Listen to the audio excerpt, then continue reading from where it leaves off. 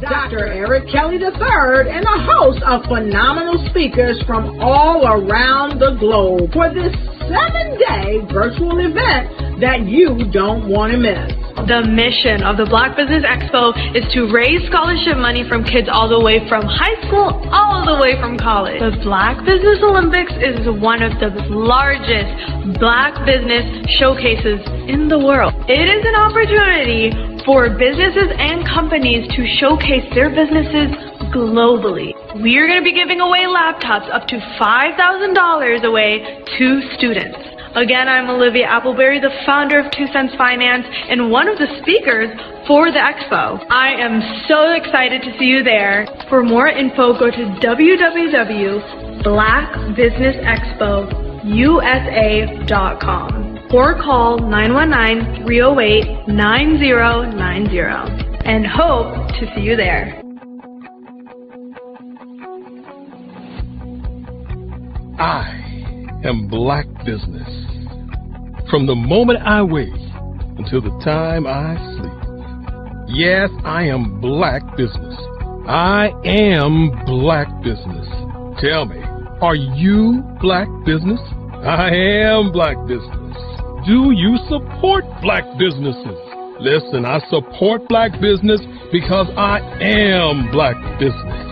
Black Business Expo, one of the largest business showcases in the history of Black business in the world. The world! Sign up today at www.blackbusinessexpousa.com or call 919-308-9090. I am Black Business. I am Black Business. From the moment I wake until the time I sleep, I am Black Business. I am Black Business. Are you Black Business? I am Black Business. Do you support Black businesses? I support Black business because I am Black Business. Black Business Expo, one of the largest business showcases in the history of Black America in North Carolina. Join Dr. Eric Kelly III and a host of phenomenal speakers from all around the globe for this 7-day virtual event that you don't want to miss. The mission of the Black Business Expo is to raise scholarship money from kids all the way from high school all the way from college. The Black Business Olympics is one of the largest Black business showcases in the world. It is an opportunity for businesses and companies to showcase their businesses globally. We are going to be giving away laptops up to $5,000 away to students. Again, I'm Olivia Appleberry, the founder of 2 Cents Finance and one of the speakers for the expo. I am so excited to see you there. For more info, go to www.blackbusinessexpousa.com or call 919-308-9090 and hope to see you there. I am Black Business. From the moment I wake until the time I sleep. Yes, I am Black Business. I am Black Business. Tell me, are you Black Business? I am Black Business. Do you support Black businesses? Listen, I support Black business because I am Black Business. Black Business Expo, one of the largest business showcases in the history of Black business in the world.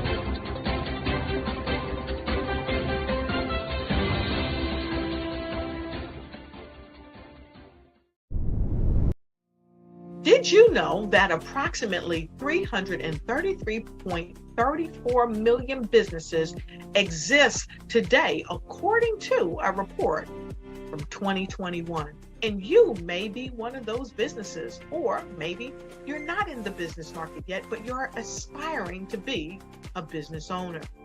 Well, guess what? You're in the right place at the right time. Because let's face it, everything is about timing and opportunity. Hi, my name is Dr. Lotus Richey, and I'm the CEO and founder of the Lotus Richey Coaching and Consulting LLC, along with the Lotus Richey Ignite Show. 15 minutes of success with Dr. Lotus Richey, as well as books to boom your business and bring who you are. And today, I want to bring this amazing message to you about the Black Business Network and the Black Business Olympics. See, the Black Business Network and the Black Business Olympics is designed to help people just like you, that's right, that look like me, to take their business to the next level. Not just in your front yard or your backyard, but globally. The Black Business Network and Black Business Olympics is designed not to just help you survive, but to help you thrive. So join us today as we come together with businesses all around the world to support our students, our children, our young teens, our young entrepreneurs. What we do is we come together to help raise funds for students who are aspiring to be business entrepreneurs, who are aspiring and who are thriving in college. We endow them with a wonderful opportunity to gain scholarship of either a laptop or several thousands of dollars. And we invite you to help be a contributor to this amazing opportunity to help someone that looks just like you. So join us today at our website and let us connect with you and help you ignite and take flight in every area of your life on the Black Business Network and the Black Business Olympics. I'll see you on the other side. Be the spark that ignites change. Join us at the Ignite Your Life for Life Virtual Summit, where resolutions reignite and dreams refuel. December 14th, Saturday, 11 a.m. to 2 p.m. Eastern. It's an unforgettable day of growth and transformation with outstanding speakers that will grace the Ignite's global stage. Tiffany Williams-Para, Sherelle D. Mims, Aaron Page, Shirley Murphy, Dr. Lavella Mowbray, Brian K. McNeil, hosted by Dr. Lotus Richey and co-host Coach Chuck.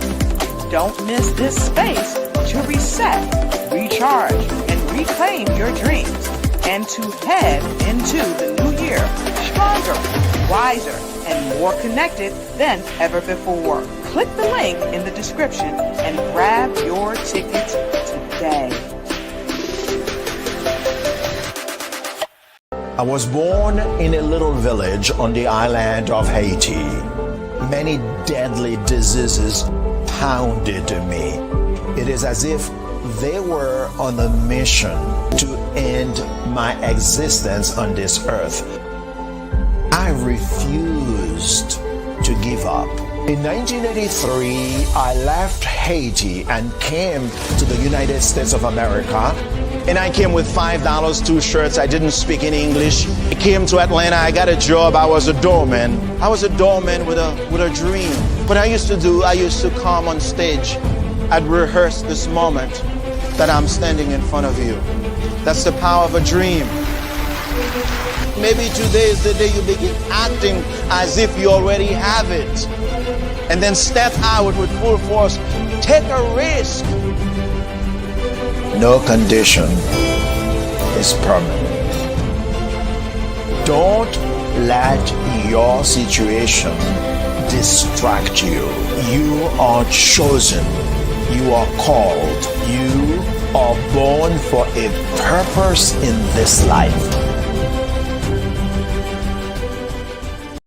Every speaker has a moment where their words can spark inspiration, drive change, and transform lives. But what happens after the applause fades? With 5-star BDM, your voice doesn't have to fade. We transform your live session into a professional ebook. Imagine your session becoming a permanent, interactive asset, reaching new audiences across the globe. Like Grant McGough and Dr. Eric Kelly III, whose session on the Mindset Revolution continues to inspire thousands through their custom ebook. Your ideas can become a lasting impact. Turn your session into an ebook that not only tells your story but expands your reach, builds your brand, and engages your audience. With embedded videos, custom graphics, and a stunning flipbook or PDF format, your message will inspire long after the event is over.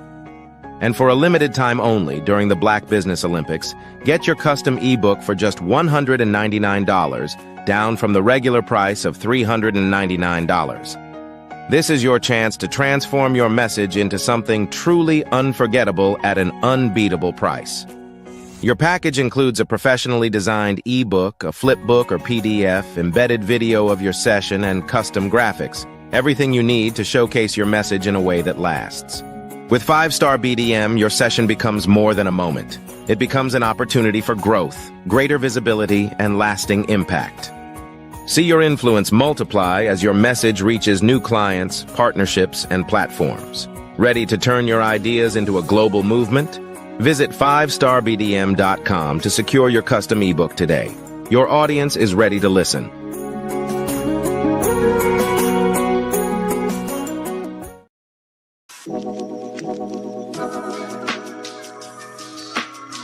The African company and the African CEO is making a conscious decision to bring on someone external to the continent versus bringing on someone who is from Ghana or Kenya or South Africa. And so the skill sets of the people that we take through our executive leadership training program and ultimately on the placement, obviously have to be extremely high caliber. So what we look for are corporate executives at the vice president to C-suite level, as well as Black entrepreneurs. When we look at the Black corporate executives, we're looking for some very specific skill sets, whether that be around supply chain, sales and marketing, engineering, product development. We want our folks to be able to add immediate value to the corporate board, right? And the other thing is, even if they don't necessarily have specific industry experience, they're bringing a diversity of thought.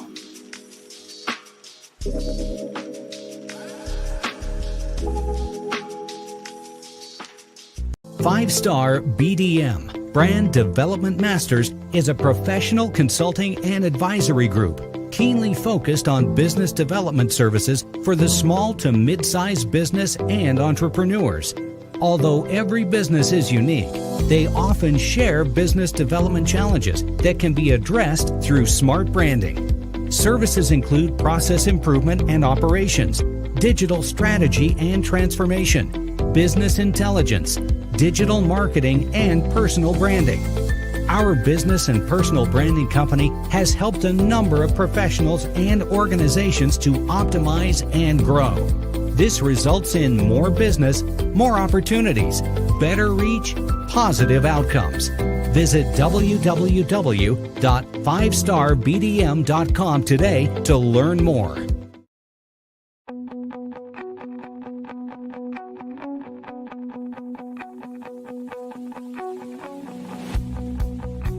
I am Black Business.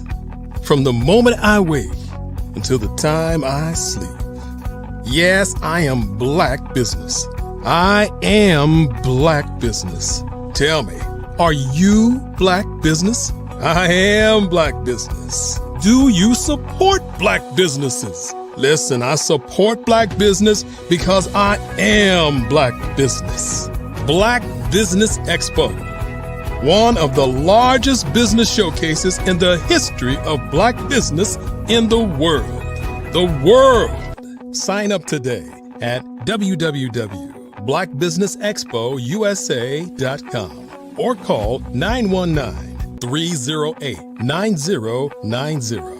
I am Black Business.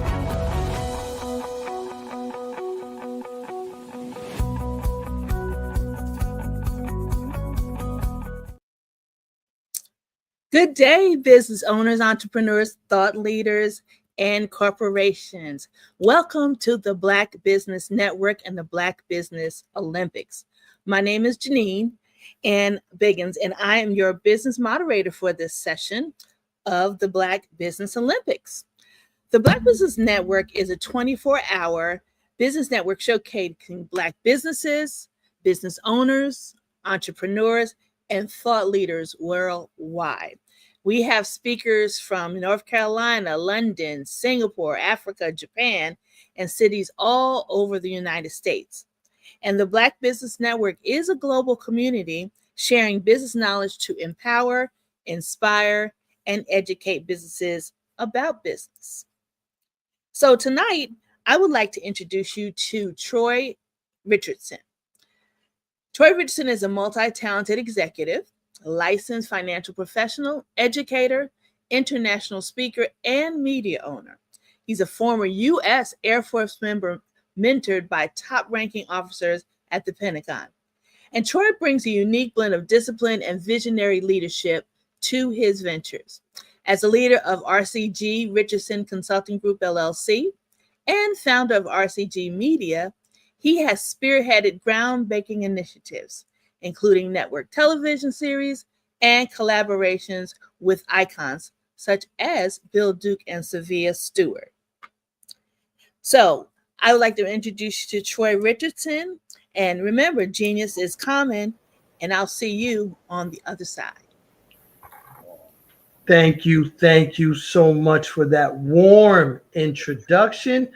I hope I am worthy, but thank you so much. Good afternoon. How are you? I'm good. I'm better than good. Better than good, my man, yeah. my man. Yeah. Ola, it is such a pleasure to be with you again. For the folks out there who don't know who you are, you know, you are Ola, the CEO of the Boys Mentoring Advocacy Network, B-Man, from all the way in Nigeria. How are you today, man? Thank you, Troy, and I'm happy to be here. I feel honored to share this platform with you, and the invitation to be on your show is well appreciated. You've been a pillar of support for the work we do here in Nigeria, Africa, and all over the world. So it's always a big honor when I share this platform with you. Well, Ola, man, I've said this many times before. You have got to be one of the nicest human beings I've ever come across. And I mean, your genuineness, your kindness, your sincerity, it resonates, man. When I get done talking to you, my kids love me because I'm mellow. They're like, what happened to you? You know, and I got to tell them, I just got off the phone with Ola, you know, the most peaceful man on the planet. Yeah. So, but let's get into it, man. Let's talk about these young boys that you are mentoring. I mean, I've come into contact, we've spoken to them several times, and every time I walk away, just so overjoyed with what you're doing. And I see the smiles, I see the glimmer of hope in their eyes, man. What you're doing to them and for them is incredible. So let's tell the people what B-Man is and what you're doing molding these young boys into men. Oh, thank you so much. It all begins from realizing your calling or the purpose of your existence. Let me put it that way. In my quest to understand the human purpose, I did find out that there is the duality of purpose of the human existence. In most cases, you will hear people say, you got to find your purpose in life, or what is your purpose of life? But not many understand the duality of the purpose of human existence. Meaning there's the purpose of life and there's the purpose in life. Now, having to find these two and align yourself with the purpose of life and the purpose in life is what has helped me to establish Boys Mentoring Advocacy Network. It was established to cultivate young men with tools that they will need to navigate the journey of boyhood to manhood in order for them to become individuals that will love, inspire, value, and educate other members in their society. The mission of B-Man is to nurture boys to stand out by standing up, to instill ethical literacy in them, to help them with non-violent communication, but develop them for effective communication, to help them realize their own self-worth and also the worth of the opposite sex, all on their journey to healthy, caring, and responsible manhood. And we've been on this for over 7 years right now, and the work has been so immense. The feedback has been very great. Like I shared with you a few days ago, the new Center for Boys Development that has the capacity to host about 700 boys, So we're building a network of young men across the globe who the first is for them to realize, why was I born a boy? Troy, I want to ask you, you've carried this body for close to maybe over 60 or 50 years. At the point you were regarded as a boy, the question is, who is a boy? If we ask so many boys out there, who is a boy? Not many of them have an understanding of who a boy is. Now, the fact is that if you cannot define something or someone, then how will this person be able to realize his self-worth or the worth of that thing, the value of that thing? So the truth about the definition of a boy, if you look at it from the point where we understood boys at BMAN, which is Boys Mentoring Advocacy Network, is one, a boy is a biological male child, right? A biological male child. When we pick that, we help the boys to know his biological beginning. This is how you arrive here. Then the next thing that defines a boy is a little brother. And what next is immature and irresponsible, who lacks a good sense of judgment, and who is under the legal age of 18. Now, when you look at these characteristics that we have used to describe who a boy is, it is quite very easy for us to define who is a man, because they understand from the definition of I am a boy who is a biological male. I'm a little brother. I function right now as a little brother. Then I have to let them realize what it is to be a little brother. Then you take it to a boy is an immature male child, right?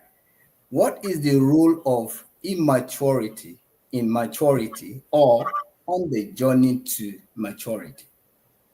That's where we come in. So you look at the 4 dimensions of life: mental maturity, emotional maturity, physical maturity, and social maturity. Sometimes you bring in the spiritual maturity.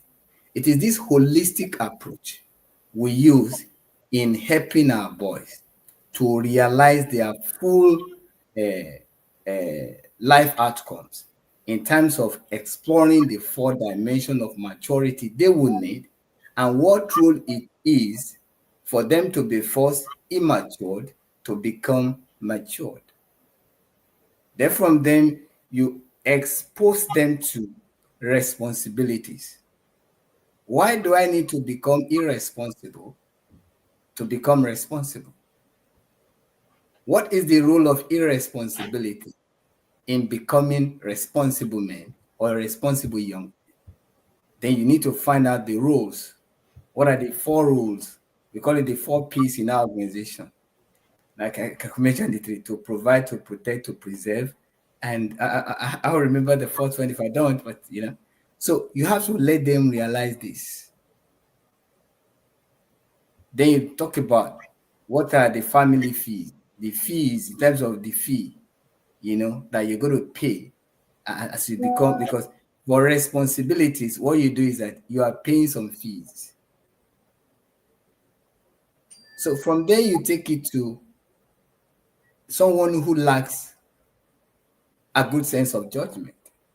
Now, the problem we have in the world today is that we have a lot of men who do not maintain good sense of judgment.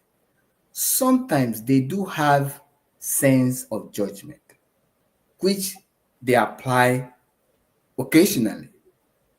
But for you to have grown to become a man, you have to maintain a very good sense of judgment.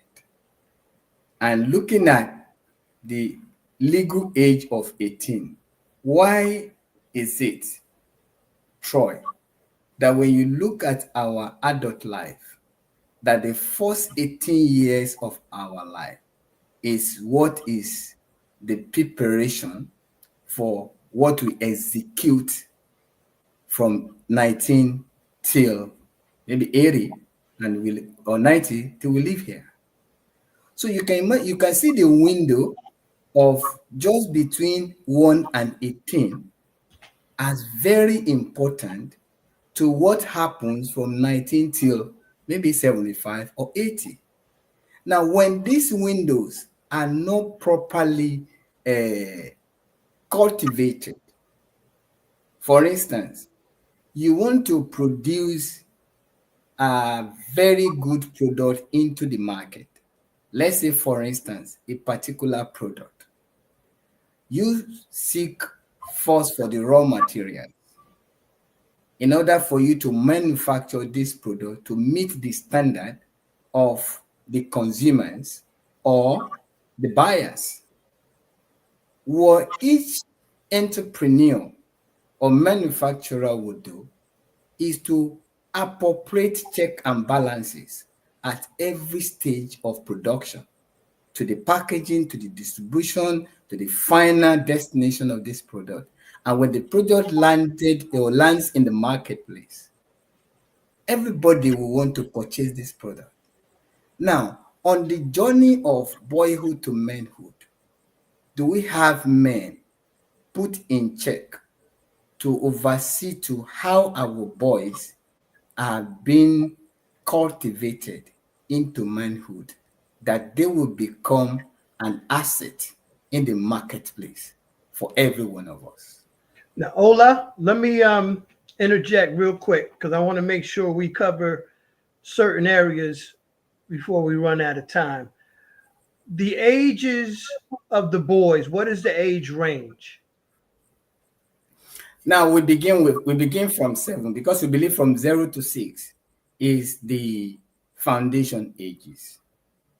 Now from 7 to 12 you have another window, and from 13 to 15 thereabout you have a very critical window there, because at this stage whatever habit formation they get or they install in their brain becomes their operating system, the programming that will drive them into adulthood. So from there you have 16 to 18, and you have 18 to 25 or 19 to 25, which is the prime years of manhood. At this prime year, by the time a child is 25, it's believed that he is already equipped with all the necessary tools that is going to help him to succeed as an adult male. Okay, so the age range is 7 to 25? Yeah. I didn't realize you guys were teaching them that. That's amazing. So, and you've been doing this for 7 years. What are some success stories of one of those 25-year-olds, and now what are they doing into society because of B-Man? Any stories you can give us? Yeah, I have a lot of stories. I've by our work we produce medical doctor who is now a medical graduate from medical school, who is now part of this system. Fatiola Williams. We have some of our boys now who are in. I have one who is studying mechanical engineering in Federal University and Imo State University in Owerri, Nigeria. We have one civil engineering in Ambrose Ali University in Nigeria. We have one in University of Benin, biotechnology, studying there. We have one in University of Lagos, studying petroleum and chemical engineering. We have one computer science who is now in his finance at Babcock University. We have we have a lot. We have the new one going in for computer science. We have one studying mathematics too. So we have several of these young men who have gone through, and these kids I mentioned are people that even earn scholarship with us, who have done exceptionally well in the past, and they are advancing B-Man. You could check this out, because I sent some report to you recently. If you look at those reports, these informations are there. And apart from that, we had a blend of even these boys with other girls who come in order for us to balance this mentorship for them.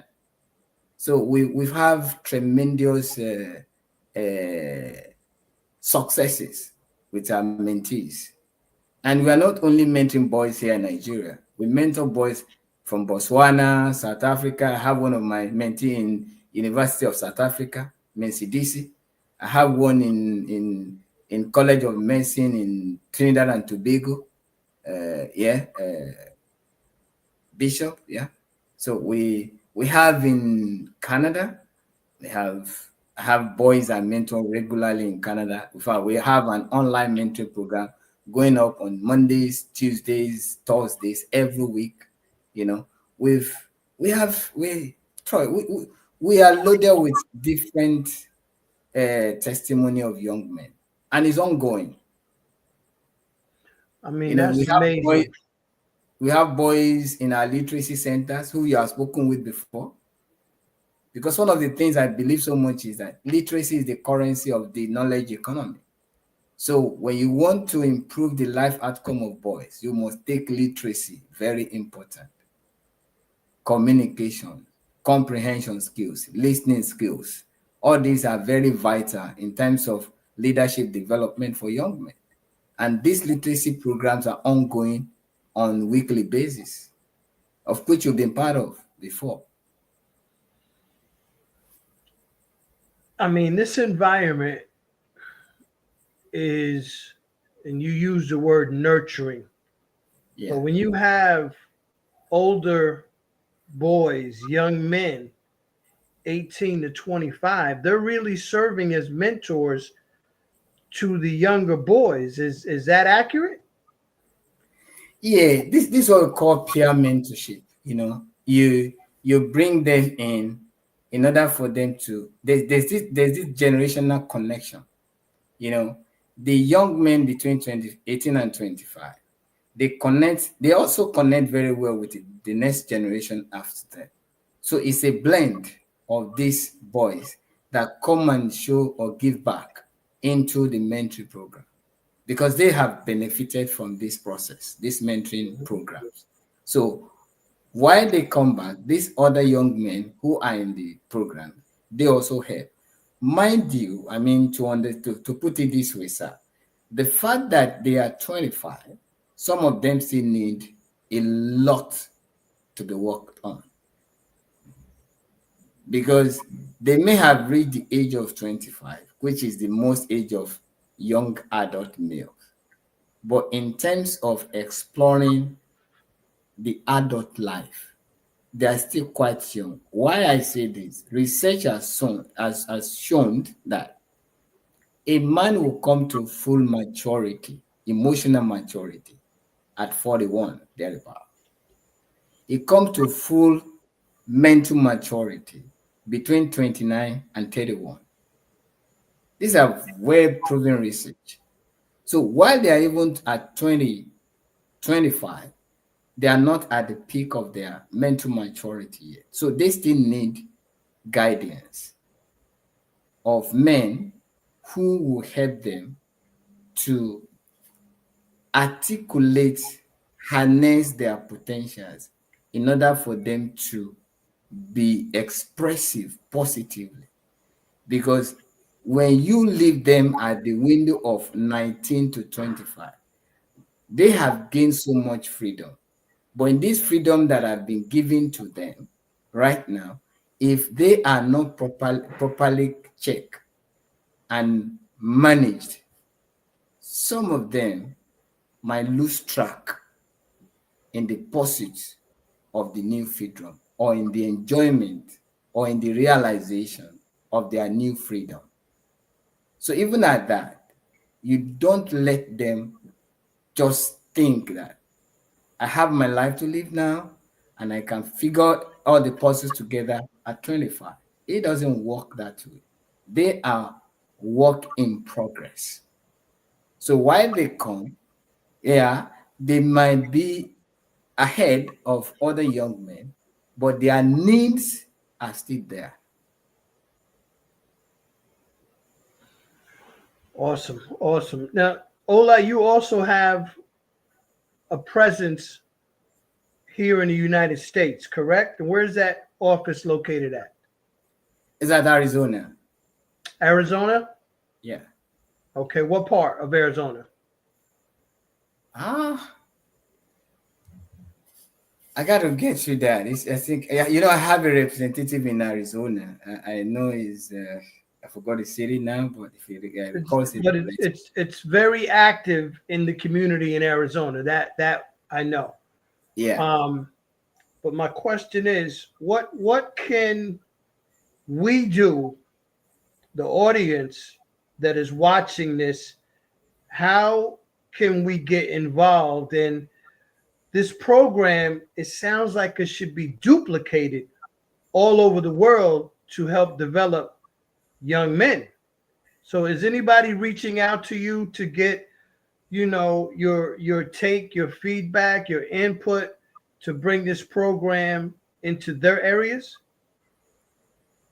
Yeah. You know, one of the things we do, because we have created an online programs that boys from different parts of the world participate in our mentoring program. One of such mentoring program now is what we call the Rural Resilience.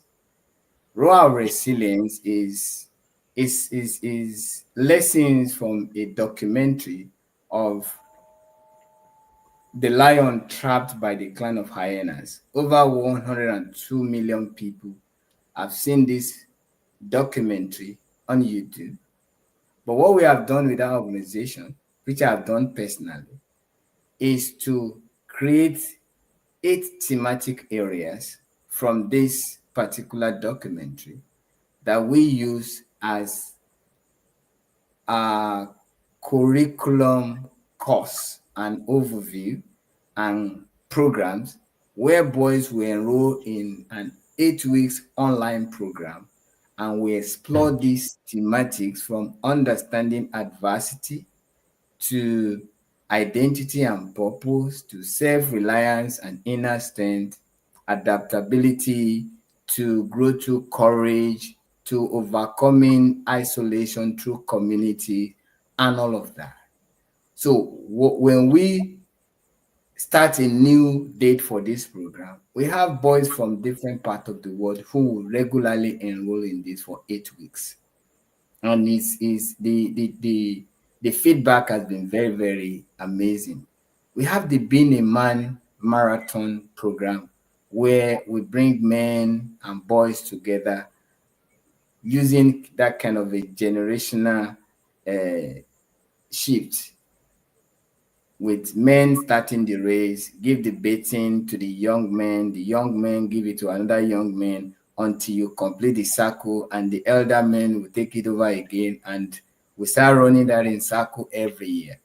We have the Boys Future Boys Challenge, where we explore the challenges, expectations, and opportunities from boyhood to manhood.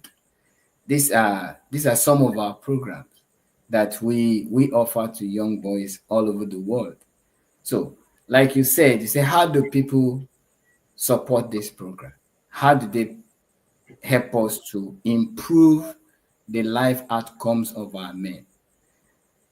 The truth that I want these people to understand, everyone listening to me, wherever you are right now, the world's greatest assets is not the gold or the oil, the diamond or the cinnamon.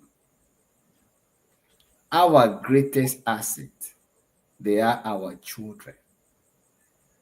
And our boys are one of the greatest assets we have in the world right now. But how do we see these young men? Do we see them as assets, or we see them as liabilities? If you see them as assets like I do, the window of opportunities that Global Giving is offering us on Giving Tuesday, which is 2 days from now, where we can benefit from the $750 incentive for projects that receive the most donation, will help us to amplify this to many young boys all over the world in terms of our reach of what we have to enrich their lives. So helping us to make a donation on the 3rd of December will go a long way. You have the link. You could help us share this link with the audience.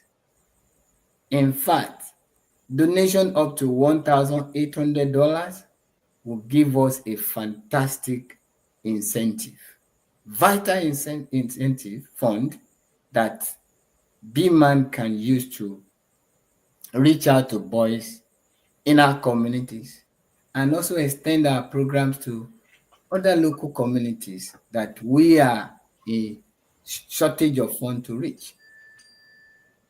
My goal is to make sure that every boy within the society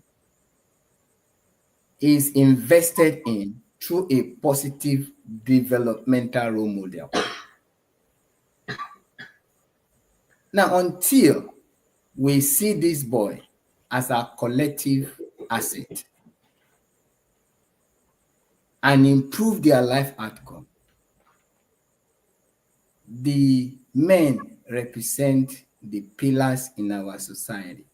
They glue the family together. They glue the society together. The question then is, are we able to produce the next generation of young men that will bond the families, glue the society together, and help us develop a positive and thriving society. Now, Ola, what is the website for B-Man? Currently our website is under redesign currently. If you go there currently, but should you want to make a donation for this, there is the Global Giving website, and you can go to Boys Mentoring Advocacy Network on Global Giving, and you will see all our projects listed there. But at the moment, our very own website is under redesign. If you go there, you see that it's under construction. It will be launched before the 15th of December, and all the details will be there. But our website is www.bmanadvocacy.org. Okay, and what's the Global Giving website? The Global Giving website is globalgiving.org. Okay, so just go to globalgiving.org and then look for B-Man. Look at Voice Mentoring Advocacy Network. Okay. Yeah. I already shared the link with you, so you could share it with the audience if they're here, and they can see at least we have about 14 projects there, and they for whatever project that resonates, that aligns with their interests, they can support. Phenomenal. So any expansion plans to go into any other countries, any cities that you've identified to bring the B-Man organization to those? Yeah, we are expanding every month, because one of the things that the feedback I get, sometimes you just have someone from maybe Florida reaching out to you. My son is going to do this and that. I want to enroll him in your mentoring program and all of that. Yeah, you can have somebody from Canada, you can have somebody from Botswana, South Africa, Kenya, Mali. Sometimes I think we're almost in over 20 countries right now. Wow. Yeah. Or even from Guyana. Wow. I've met some boys from Guyana, Barbados, UK. Okay. In fact, so we have different database of people who benefit from an online mentorship, and the richness of these classes is what encourage other young men to be part of it. Because one of the things, like I said, is that for you to understand the journey properly, it's been said as an advocate, for you to know the road ahead, you ask people that are coming back, right? So for young men to understand the journey to manhood, you ask for men that are coming back. And for us, one of the things that help us to establish the understanding of the journey they have is to first, like I did, define the journey. Once I can define the journey for you, then aligning yourself with the journey is very, very easy. We have a particular course we call Emotional Transitioning Mentoring Program for Young Men. It's a 12-week curriculum course that focus on everything. Even that we go deep into the final, we take future anxiety. You know, one of the major mental health challenge we have in the world today is about people are anxious about the future. There's an anxiety about the future. Even adult males still have anxiety about their future. How do you help young men to resolve the anxiety of the future? This is what we do. We need to help. I'm sorry, brother. Have you ever had the question come up, for instance, when, let's just say, a young boy is being driven to the facility and he has a sister or sisters looking at him running into the building with excitement, and then the sister's like, Mr. Ola, when are we going to be able to come to here and have fun and get educated like my brother? Have you thought about opening it up to the young girls in the future? Thank you, Mr. Troy. You know, this question I've received a lot from young girls. In fact, there was one. I think she had like three brothers, and every Saturdays in my community, I meet with young men. You know, and every Mondays I open up well-being counseling for them, because one of the first things I help them to realize is that the purpose of their existence. So there was this day I taught the young men about the duality of the human purpose. The purpose of life is to live, the purpose in life is to serve. So understand the difference. So when I was done, I think they got home and they tried to explain this to their only sister. And the following day, I think I was walking in the community and she ran to me. She said, Mr. Ola, when are we going to have B woman? Now you have B man. When am I coming for B woman? Yeah, absolutely. Yeah. So what we did, you know, in honesty, we have what we call True Colors. True Colors is an initiative under the B man that also align with helping to explore the young girls in a bid for them to become a better version, a great women in the society. So we also bring the girls together on a regular basis. I can send you pictures of our True Colors, you will love it. You see, we even customize t-shirts for them, you know. And why the True Colors? I want to say, I told you my stepdaughter passed in 2021. I think I did mention that to you at the time. Mm-hmm. At the age of 19, she died of intracardiac lymphoma, which is the cancer of the heart. So, and she was part of the founding member of BMAN. And because of her demise, we established an initiative for under the BMAN that addresses the need of young girls, especially those who are very gifted in arts, you know, and as well as helping girls who are going through a lot of maybe emotional challenges. So we are open to girls participating in our event. In fact, we have some mixed event, which we call the True Colors. The boys and the girls come together for a balanced mentorship. And they look up to it. In fact, some of the times when we have programs, we bring in the guests to come as entertainers in our programs so that they can also have words from our speakers that will resonate with them and help them on their journey to womanhood.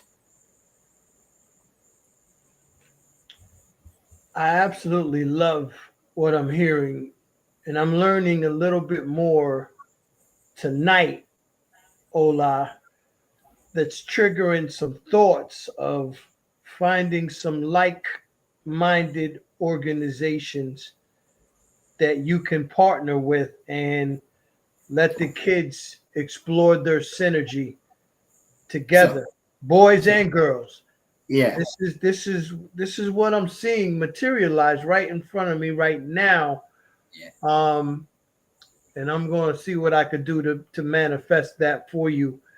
But I just believe that what you're doing, it needs to be spread throughout communities all around the world, because we know our young people need guidance. There's so many mentor programs out there, boys and girls clubs over here in the States, Boy Scouts, Girl Scouts. There's so many organizations that I believe can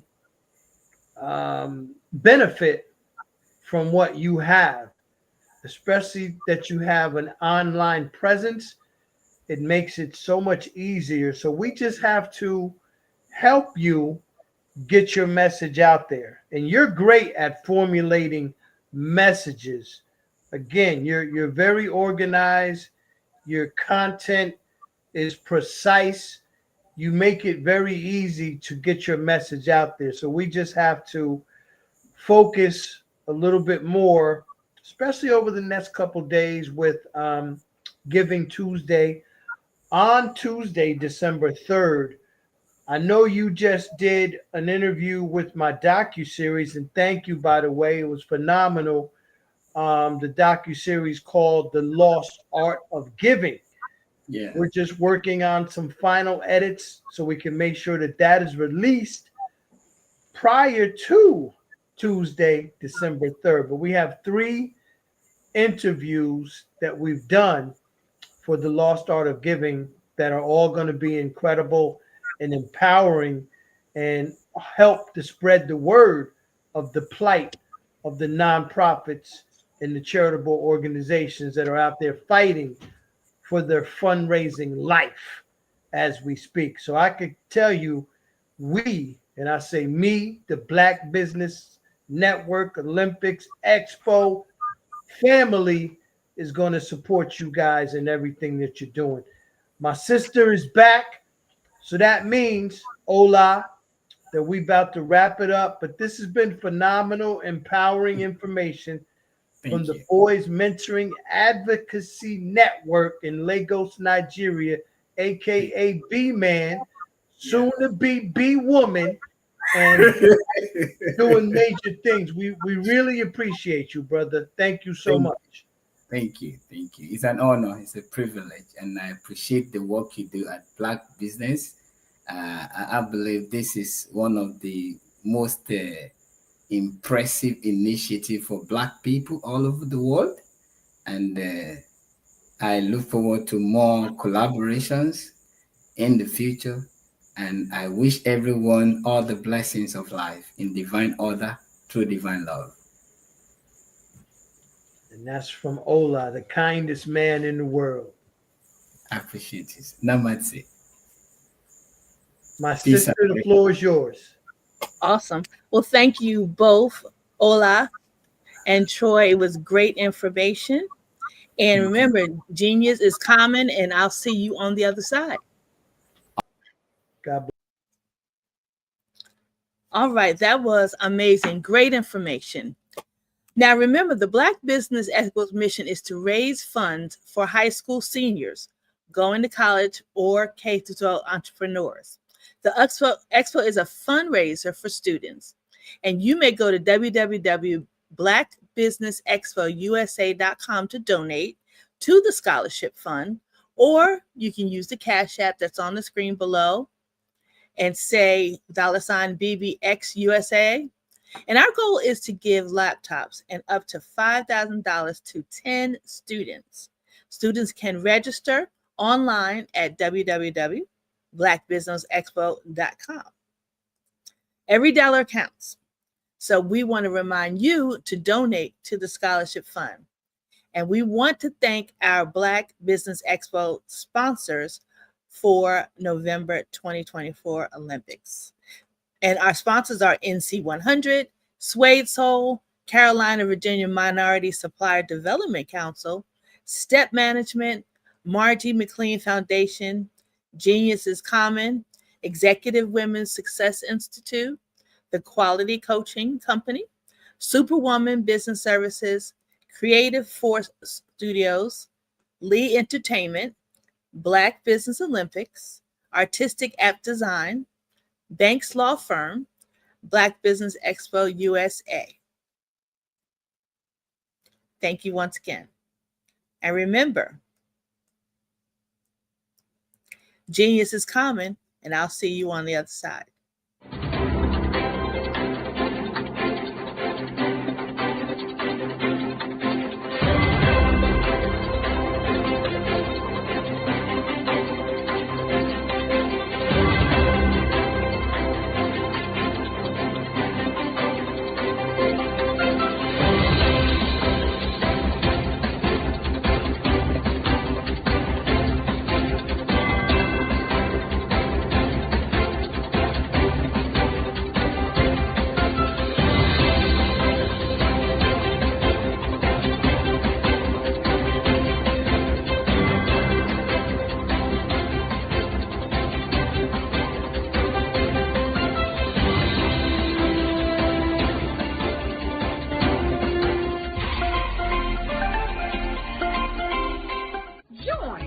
Dr. Eric Kelly III and a host of phenomenal speakers from all around the globe for this 7-day virtual event that you don't want to miss.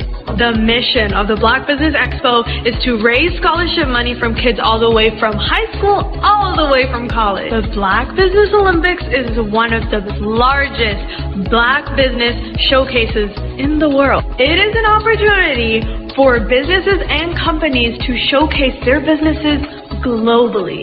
We are going to be giving away laptops up to $5,000 away to students. Again, I'm Olivia Appleberry, the founder of 2 Cents Finance and one of the speakers for the expo. I am so excited to see you there. For more info, go to www.blackbusinessexpousa.com or call 919-308-9090 and hope to see you there. I am Black Business. From the moment I wake until the time I sleep. Yes, I am Black Business. I am Black Business. Tell me, are you Black Business? I am Black Business. Do you support Black businesses? Listen, I support Black business because I am Black Business. Black Business Expo, one of the largest business showcases in the history of Black business in the world. The world! Sign up today at www.blackbusinessexpousa.com or call 919-308-9090. I am Black Business. I am Black Business. From the moment I wake until the time I sleep, I am Black Business. I am Black Business. Are you Black Business? I am Black Business. Do you support Black businesses? I support Black business because I am Black Business. Black Business Expo, one of the largest business showcases in the history of Black America in North Carolina. Join Dr. Eric Kelly III and a host of phenomenal speakers from all around the globe for this 7-day virtual event that you don't want to miss. The mission of the Black Business Expo is to raise scholarship money from kids all the way from high school, all the way from college. The Black Business Olympics is one of the largest Black business showcases in the world. It is an opportunity for businesses and companies to showcase their businesses globally. We are going to be giving away laptops up to $5,000 away to students. Again, I'm Olivia Appleberry, the founder of 2 Cents Finance and one of the speakers for the expo. I am so excited to see you there. For more info, go to www.blackbusinessexpousa.com or call 919-308-9090 and hope to see you there. I am Black Business. From the moment I wake until the time I sleep. Yes, I am Black Business. I am Black Business. Tell me, are you Black Business? I am Black Business. Do you support Black businesses? Listen, I support Black business because I am Black Business. Black Business Expo, one of the largest business showcases in the history of Black business in the world.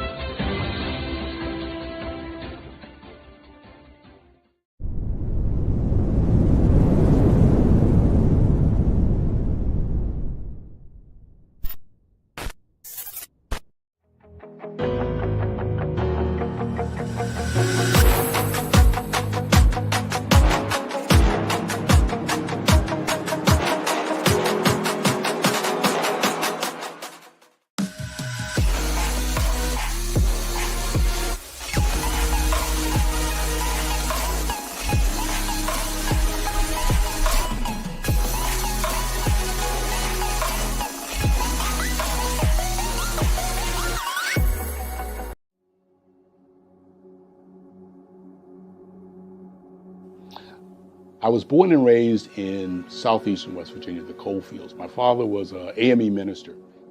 For me, I was very fortunate. Even though I grew up in the segregated South, I was surrounded by flourishing Black businesses, doctors, lawyers, bankers, dentists. They were all there and they were all successful. And I guess that's part of my dream, is to see that success come back. My name is Joseph Simmons, and I am the founder of the Center for Micro-Entrepreneurial Training. We have this moment in time where we can change the trajectory of people. And our focus is on women, Black and brown entrepreneurs, and their access to capital, their ability to build thriving businesses, the ability to employ people. There's a study that showed that in those three communities, especially Black and brown communities, $1 stays in those communities for 30 minutes. In white community, $1 stays in their communities for 8 hours. So think about it. For you in a Black or brown community to get gas, to get food, to go to a restaurant, you've got to leave your community, take those dollars out of that community and take it to another community that's already being well served. So if we can reverse that, if we can go from 30 minutes to an hour to 2 hours, that's progress. That's what we need to do. I was with SCORE, and then in May of 2020, of course, the events happened in regards to the murder of George Floyd. The other thing that I was experiencing was the denials of federal funds for small businesses. And it revolved around one thing. These businesses were not being prepared for grants and for government programs. And I came up with the idea for the Center for Micro-Entrepreneurial based off those two things. Morgan Stanley had a report out in 2020, first quarter, and it talked about there were 3 groups that were massively devastated by COVID-19 on their business. That was 1, women, number 2, Black, and number 3, brown entrepreneurs. The research showed that they had less cash on hand, they had less opportunity to go into a bank and get money, and they were very dependent on family and friends to keep their business up and running. If we can focus on those 3 groups, then we can have a dramatic impact on our communities. Really, the focus is on 3 areas. And those 3 areas are 1, the people, number 2, the courses, and number 3, a support network. Here at CMAT, we will provide you with the fundamentals for generational success. And you will be creating a vibrant community by attending our 5-day immersive training course.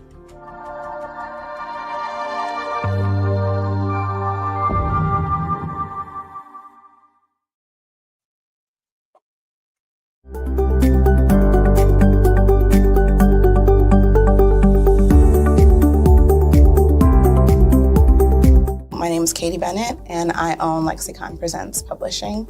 We are a publishing and media company that helps you take your story and share it with the world.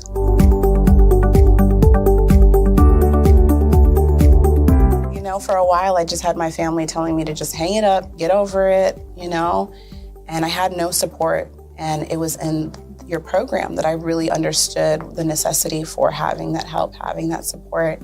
And so now I actually feel like a CEO as we scale, as our clientele changes, as my company is opening doors for other people to, you know, take care of their families. It's just completely changed from just a mom who was publishing books.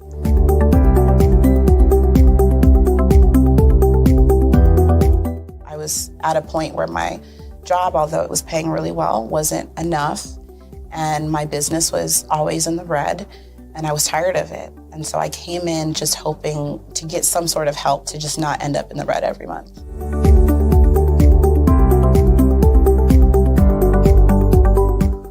Ooh, wow. Okay, so there was one in particular, I cannot remember his name, but he asked me, he said, why are you in business? And I told him that I wanted to make a difference and I want to help my community. And he let me ramble on for a while. And then when I was done, he was like, okay, all of those things are great. They make you a humanitarian, not a business owner. And he was the one who told me, he's like, you know, you have this great service and you're offering it at like a great value price. So to someone like myself, we don't know that we're going to get the value of what you're actually bringing. And so that gave me the confidence I needed to raise my price. It gave me the confidence to go after my actual client that I actually prefer to work with. And it really just changed everything for me. I don't think without him kind of giving me that push, I don't think I would have gotten to this point or position.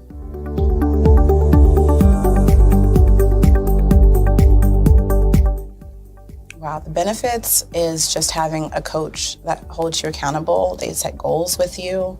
That's been my favorite part. She has amazing experience, and so she brings her strategies and her ideas, and she helped me narrow down, what services I actually wanted to offer, how I could actually continue to offer it, how many clients at one time could I have.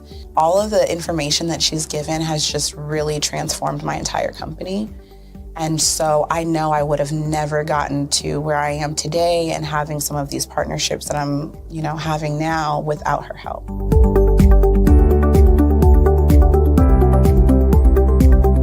You're going to get information that you're not going to find on YouTube. You actually take the time to strategically give us the information, then give us time to actually apply it. I would also say that so that you're not just out on a ledge alone trying to figure this out. Like, you deserve to be in a community with other people who also want to grow their business.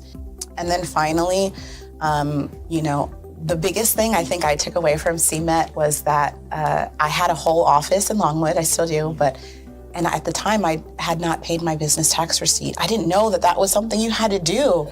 So that was like one of the first couple days of information, and I'm like, oh my gosh, let me go get that together right now. So I'm really glad that, CMET was there for myself, and, anybody else who has the opportunity, they need to do it.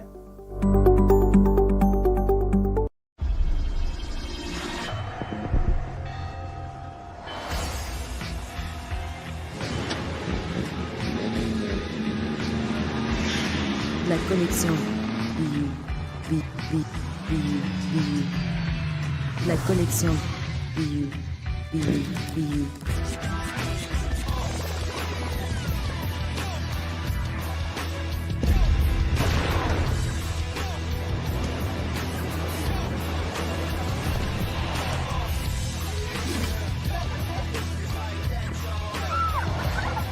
In a world obsessed with the cult of Hey, celebrity, everybody, hi. I challenge you not to aspire to anyone else's greatness, but instead strive to reveal and ignite the greatness within you. Are you serious? I totally think that's it. Hey. No! Hey! To me, sexy is a man that knows who he is and what he wants. Okay. He's comfortable. You look at him, you see him, he's just comfortable being himself. And you're like, Baby, be you. Be you, baby. Just be you. I like it. Introducing the BU collection, exclusive. The Black Business Expo's mission is to raise funds for high school seniors going to college or K-12 entrepreneurs. This expo is a fundraiser for students. Please, you may go to www.blackbusinessexpousa.com to donate to the scholarship fund or use the Cash App at $BBXUSA. Our goal is to give laptops and up to $5,000 to 10 students. Students can register online at www.blackbusinessexpousa.com. Every dollar counts. Please donate to the Black Business Expo USA Scholarship Fund.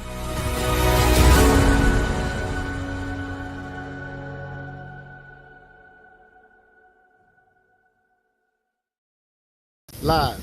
Hey, everybody, how's it going? It's always great when we get an opportunity to do something great. And today we're going to be doing something great with a young man.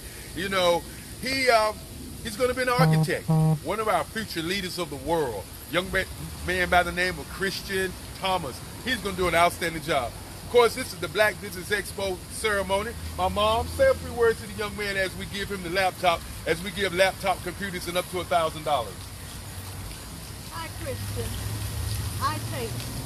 We take great pride in giving you this laptop which you can earn. And we look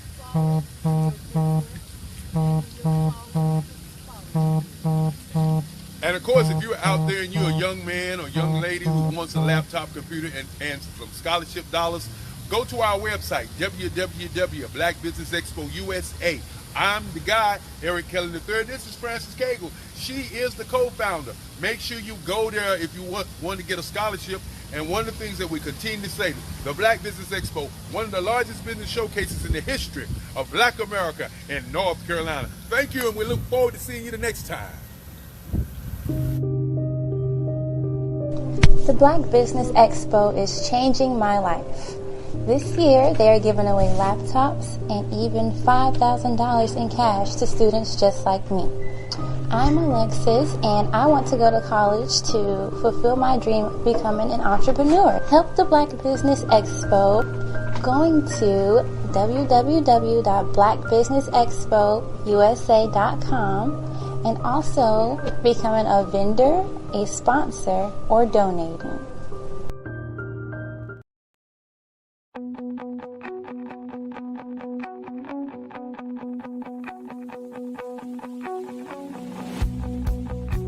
I am Black Business.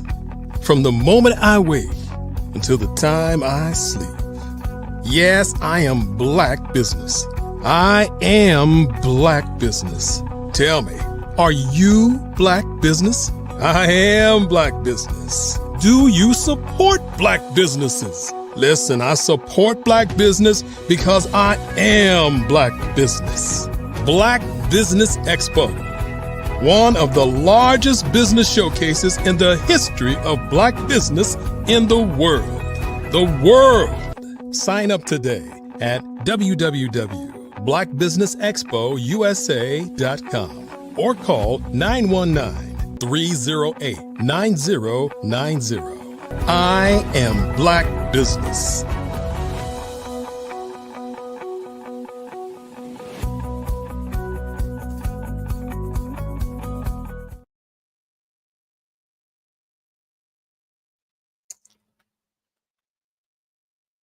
Good day, business owners, entrepreneurs, thought leaders, and corporations.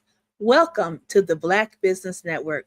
My name is Janine Biggins, and I'm your business moderator for this session of the Black Business Network. The Black Business Network is a 24-hour business network showcasing Black businesses, business owners, entrepreneurs, and thought leaders worldwide. We have speakers from North Carolina, London, Singapore, Africa, Japan, and cities from all over the United States. The Black Business Network is a global community sharing business knowledge to empower, inspire, and educate businesses about business. Genius is common, and I will see you on the other side.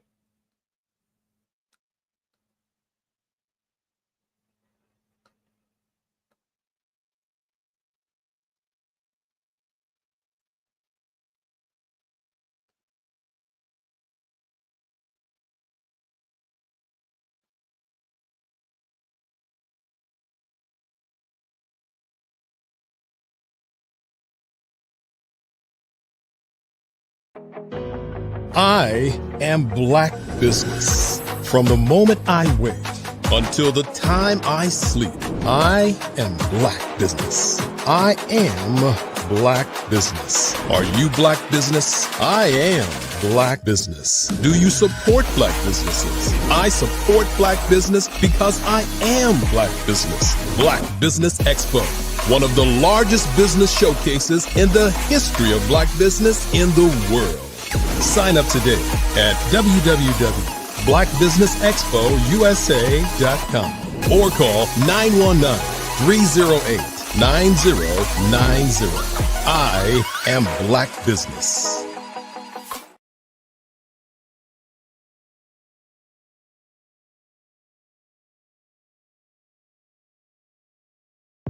The Black Business.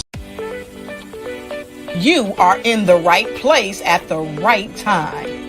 The Black Business Network opens again for its Black Business Olympics, a 24/7 broadcast on business, strategies, global branding, social media marketing, finance, advertisement, and much, much more.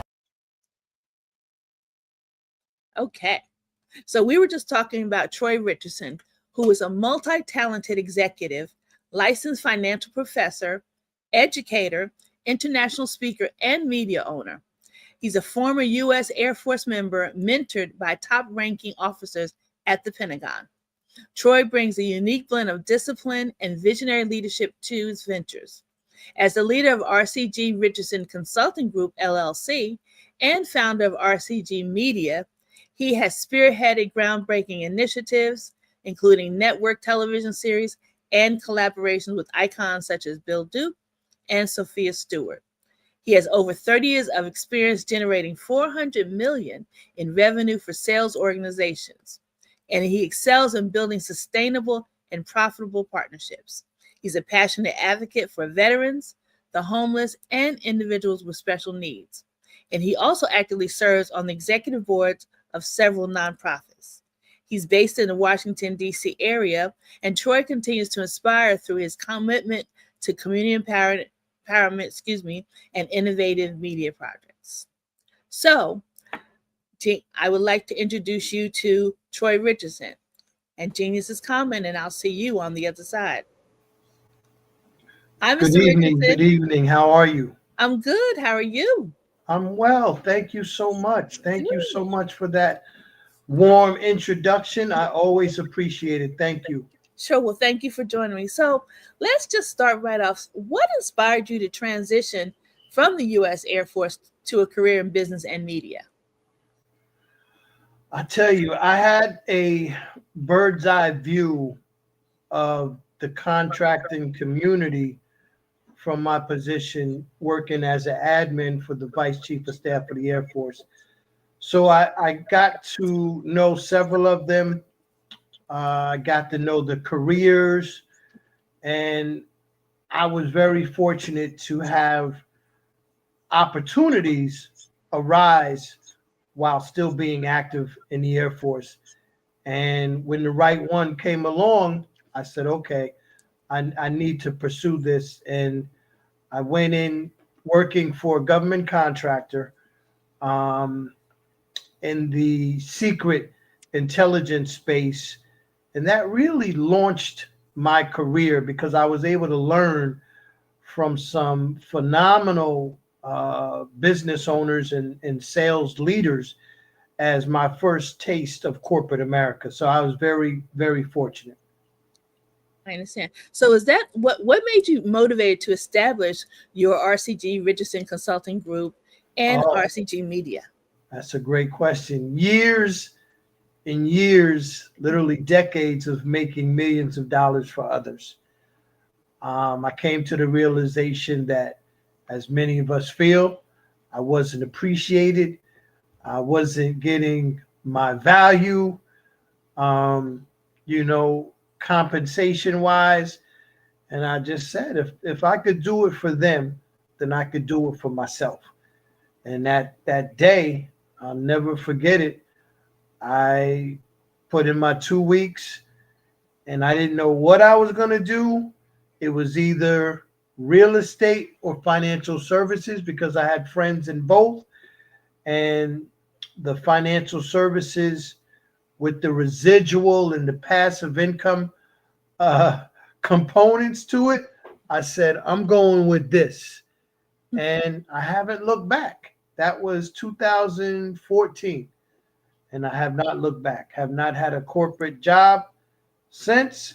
And you cannot get me to take a W-2 position. Now I own my own destiny. I'm creating my own legacy, and I'm helping other business owners do the same thing. So I'm glad you mentioned that. So how do you balance your roles as an executive, financial professor, educator, and media owner? It starts with the passion, right? We don't as entrepreneurs, we don't look at what we do as work. It's life. This is what we live, we breathe, we bleed this, and we wouldn't have it any other way. So when you say balance it, it's balancing my life because it's all about prioritizing the things that are going on in your life, making things work, making them make sense. And every aspect of what I do has a place in my life. And I just have to make sure that I compartmentalize everything that I'm doing so that it makes sense organizationally, and it fits into my mental well-being, my spiritual well-being, and my physical well-being.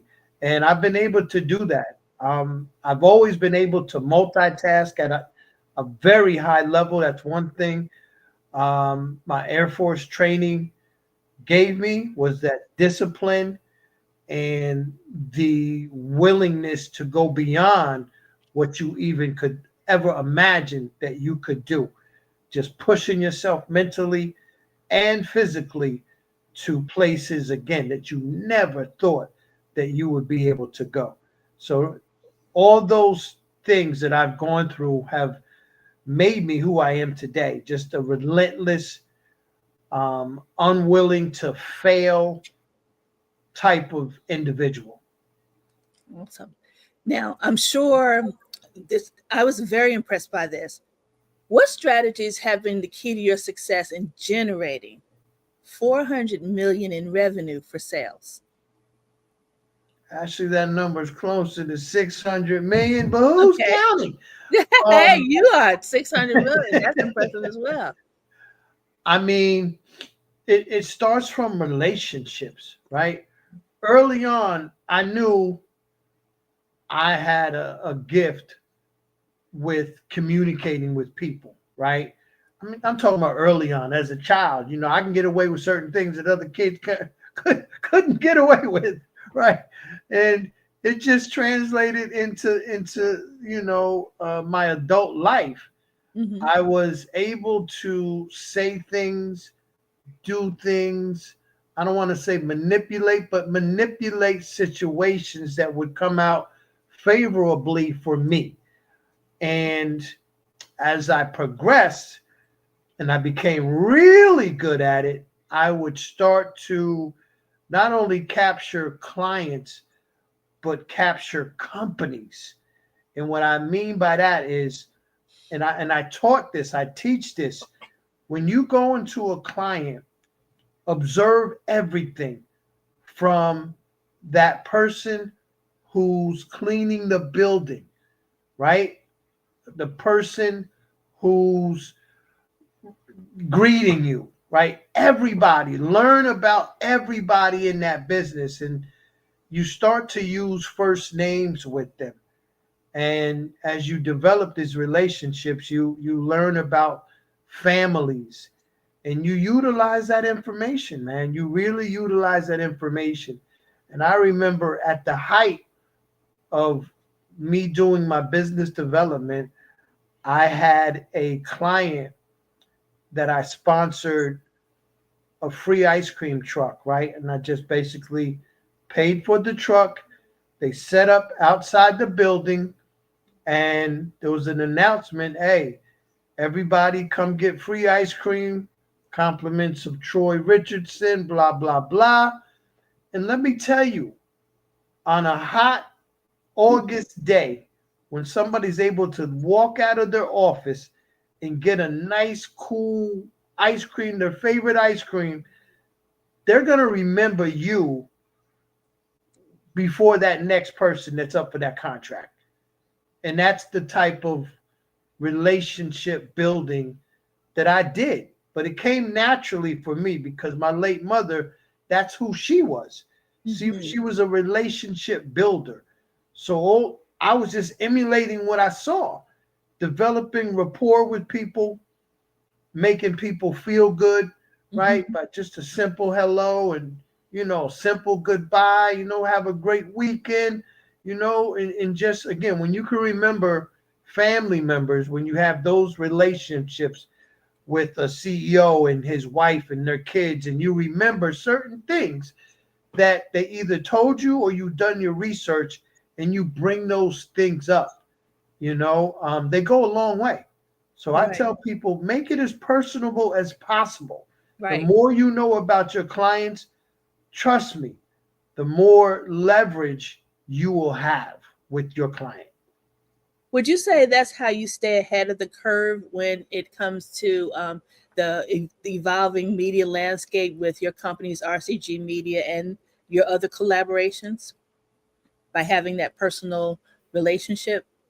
I'd say most definitely, especially on the media side, because the content that I create, it's meant to have an impact, a profound impact on people, whether it's the medical television drama that has the premature babies, the doctors, the nurses, the parents, or it's the Dating's Diamonds UK, where we have 5 incredible women entrepreneurs that are locking arms together, and the audience gets to see that unity and that sisterhood. This all comes from relationships and how I perceive them and how I want the world to perceive my version of how these relationships work together, whether in the hospital or in a house with 5 women. So yes, to answer to your question, yes, yes, yes. So speaking of that, can you share a memorable experience working with like industry icons like Bill Duke and Sophia Stewart? Absolutely. I mean, both of them are visionaries, number one. But Bill Duke, I mean, I've known him for years, right? Years. And I just remember him telling me certain things that still resonate till today, like the advice. He always says, aspire to inspire before you expire, right? And that basically means always strive to inspire people with your work. They'll remember you by your work, right? Many times people will remember a role or a movie before they realize that it was even Bill Duke, because I mean, when you talk about Bill Duke, a lot of people will say Abdullah from the car wash. It was memorable. You never forgot Abdullah from the car wash. But that level of commitment to inspire others goes a long way. And that's what I always remember about Bill Duke and his time, right? He gives his time to help you develop, right? When he believes in you, he totally believes in you. And what a blessing, what a feeling for this man who's an icon to just tell you that he believes in you, and he records it, right? So it's public knowledge because he recorded it, that, you know, he's telling people to believe in Troy. You know, he's known me quite a while, and, you know, just to get that endorsement it's invaluable, right? It means the world to me. And then Sophia Stewart, she's the the Terminator, the Matrix, the mindset to even develop those pieces of art. Just incredible. But you know her story, right? Her works were stolen. So her best advice for me has always been to protect yourself at all times, because Hollywood is cutthroat. I mean, you leave a script around somewhere, somebody's going to take it. They're going to use it. Many times they're just going to steal it and dare you to take them to court and try to, you know, prove that it's yours. So Sophia, she's just the legality of this whole entertainment business, because I would never want to go through what she went through. But she prevailed, right? She ended up representing herself legally and winning against Hollywood to prove that, hey, they stole my work, the Terminator and the Matrix, it's mine. Everything you ever won, those 4 Oscars, they're mine. You know, so she's been a valuable lesson on how to protect yourself and all your intellectual property. But she's just a phenomenal woman, phenomenal mind, and both of them are extremely giving because they want to nurture the new generation coming behind them. Right. So this was very interesting to me, and I want to know, why are veterans, the homeless, and the individual with special needs close causes to your heart? Or some people may even say they're disenfranchised. Why is that close to your heart, those particular communities? Well, number one, I'm a veteran, right? But even before I went into the Air Force, I was able to see other veterans who came home and some who did not make it home. But I was able to see veterans who had been amputated, who had the scars from wars, and that meant something to me. I mean, my father, uncles, they all served. I know I was aware that they served, but they never really talked about it, right? Because of the things that went on in the Korean War and Vietnam War. Right. Really don't want to talk about that. So those stories we never heard until I was older and I heard stories about other people, not my family, but other people. And it just resonated with me. And then one day I saw that movie with Lou Gossett, An Officer and a Gentleman, and I was like, that's what I'm doing. I'm going to serve my country. And I did. I left college and I went to serve in the Air Force. All right. Now, storytelling plays a various role in so many different areas. How does it play a role in your work with RCG Media? Storytelling is everything. People will tell you, I will make a story out of something you say. You talk to me long enough, I'm going to find me a script out of what you just told me. But I love, again, inspiring people, right? I want my content to have substance.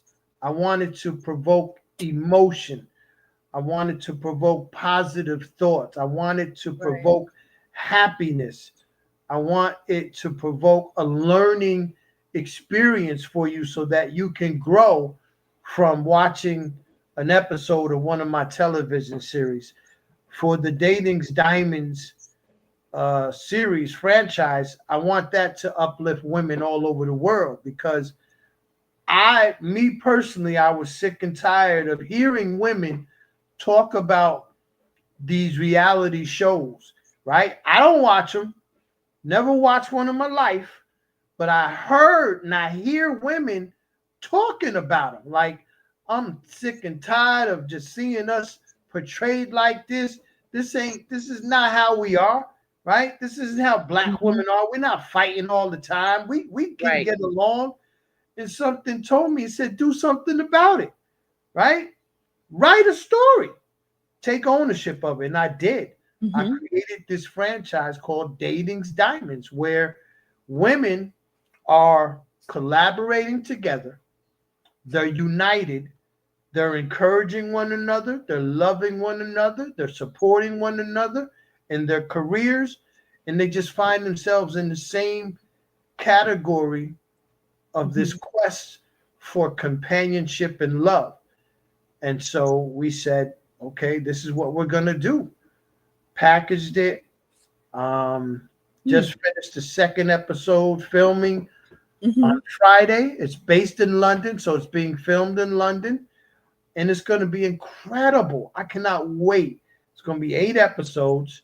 And it's going to change the landscape of television. It's going to have women around having watch parties on a Saturday night where I'm talking about where you have young girls, teenagers, right, and young women, the women in the college dorms watching this TV show and just be like, wow, finally we can relate to these women and nobody's fighting.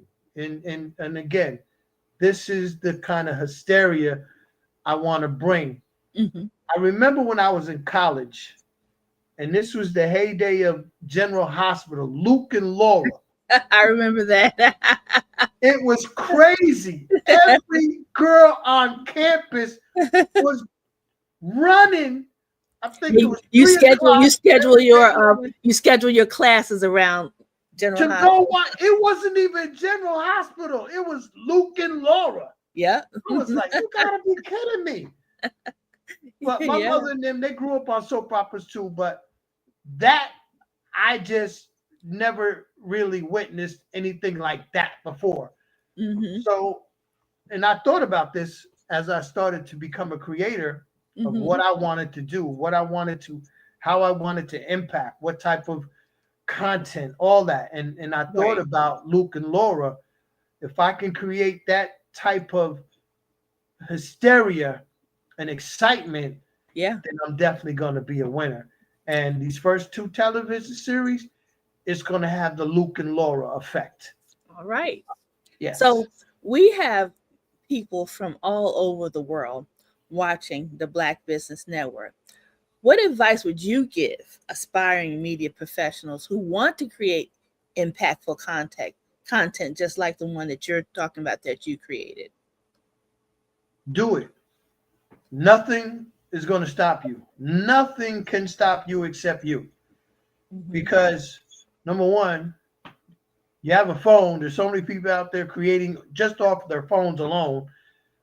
There's nothing that can stop you from doing a short, from doing a little 30-second commercial. Play with it, have fun.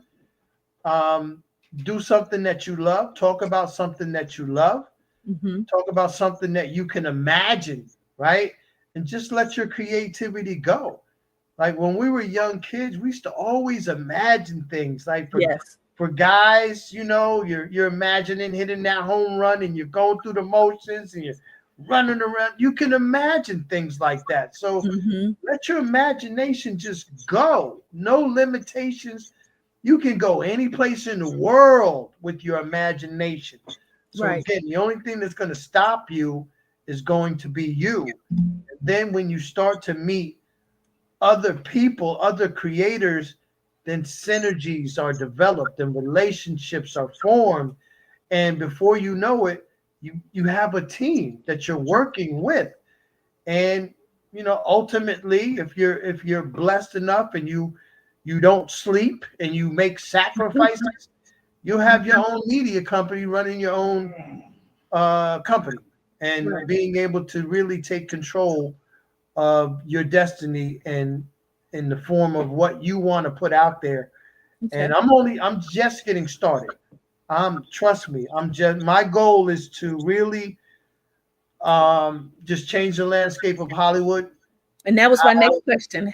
What are your long-term goals for RCG Richardson, the consulting group, as well as RCG Media? Media, be a top production company in Hollywood. A household name, RCG Media. So when we put it out, you know it's going to be amazing content. RCG Consulting, same thing in the business side.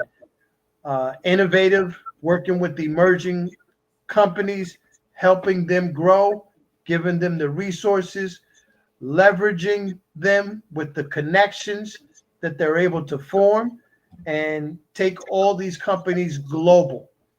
Everybody should be doing global business. So I'm glad you mentioned that. So what do you see as the future of media and consulting in the next decade? For me personally or in general? Both. Personally, I mean, I'm going to set records.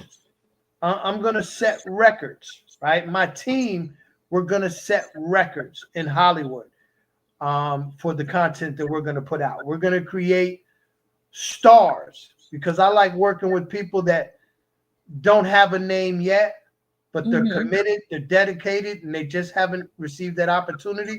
So we're going to be a platform to create stars. And generally, I just think that the industry is filled with young talent, young creative minds that the next decade is going to produce some phenomenal material that is going to bring us all together. Because there's too much negativity, there's too much hate. Love has to conquer, right? And again, with what I'm doing, my content, it's all about unity and love and community and just taking care of one another. But I really see that from the alignments that I'm doing and I see around me, I see like-minded and like-hearted people in organizations collaborating together. It's going to be a beautiful, beautiful thing when that comes together. And I have one last question. Now, we all know we're all challenging in our careers at one point or another. What would you say your most challenging moment in your career was in your career, and how'd you overcome it? How'd you get past that, or learn from it? And I'm still learning. That's a great question, though. I mean, we have to really exercise patience, right? Because not everybody works at the same sense of urgency that I do. I had to learn that, right? I'm action oriented. I don't put things off. When something's in front of me, I attack it. Not everybody has that same mindset. So you really have to exercise patience and know that, this person, they do it a different way than you do. They might take 5 days to think things over and, pray over it and get with Uncle Johnny, before they can make a decision. Right. But me, I'm able to take a look at a situation, measure it up, size it up, and really come to a conclusion on the next course of action. No more than a couple days, but oftentimes in a matter of hours. So for me, the greatest challenge has been patience. I had to learn that because just because I'm ready doesn't mean that potential partner is ready. And sometimes that could be very hard because you're right there. All you have to do is say yes, and we can begin this. But again, they're not moving with the same sense of urgency that you have. So it's a learned skill is having patience with others. All right. Well, I just want to say thank you, Mr. Richardson. You gave some really meaningful and thought-provoking information that I think anyone who's new to this area or thinking about going into it or currently in it can learn from. And I just want to thank you for coming and sharing this with us, and looking forward to all your amazing projects you have coming up. Thank you. I wouldn't want to share with no other organization first than the Black Business Network, Black Business Olympics. Thank you so much. So remember, genius is common, and I'll see you guys on the other side. Now remember, the Black Business Expo's mission is to raise funds for high school seniors going to college or K-12 entrepreneurs. And this expo is a fundraiser for students, and you can go to www.blackbusinessexpo.com to donate to the scholarship funds or use the Cash App that's on the screen below, which in our code is $BBX as in X-ray USA.com. And our goal is to give laptops and up to $5,000 to 10 students. Now, students, you can register online at www.blackbusinessexpo.com. And remember, every dollar counts. So we want to remind you to donate to the scholarship fund. And we want to thank our Black Business Expo USA sponsors for this Black Business Olympics. And they are NC 100, Suede Soul, Carolina, Virginia Minority Supplier Development Council, Step Management, Margie McLean Foundation, Inc., Genius is Common, Executive Women's Success Institute, The Quality Coaching Company, Superwoman Business Services, Creative Force Studios, Lee Entertainment, Black Business Olympics, Artistic App Design, Banks Law Firm, and the Black Business Expo USA.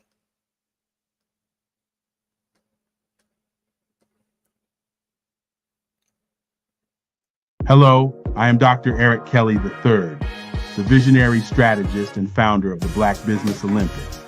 I invite you to showcase your Black-owned businesses on the Black Business Network global stage. The Black Business Olympics is a global Black Business Network platform that propels Black-owned businesses into the international spotlight. By showcasing your business on the Black Business Olympics platform, you can reach a worldwide audience of potential customers, partners, and investors. You can also establish yourself as a thought leader and expert in your field, attract lucrative partnerships, and more speaking engagements. In addition, the Black Business Olympics platform provides a valuable opportunity to connect and collaborate with like-minded entrepreneurs and business professionals from around the world. This can lead to new business opportunities, ideas, and relationships. Finally, by sharing your story and expertise on the Black Business Olympics platform, you can inspire and empower others. This is a powerful way to make a positive impact on the world and leave a lasting legacy. If you are a Black-owned business owner, I encourage you to seize the opportunity to showcase your business on the Black Business Olympics platform. It is a once-in-a-lifetime opportunity to make an indelible mark on the world. Be one of the 1,000 visionary entrepreneurs who are changing students' lives, shaping industries, and leaving an unforgettable legacy for their families. Unleash your voice on our global stage and watch your business thrive. Black Business Olympics is one of the largest Black business showcases in the history of Black business in the world. Yes, the entire world. Just give me a call today at 919-308-9090.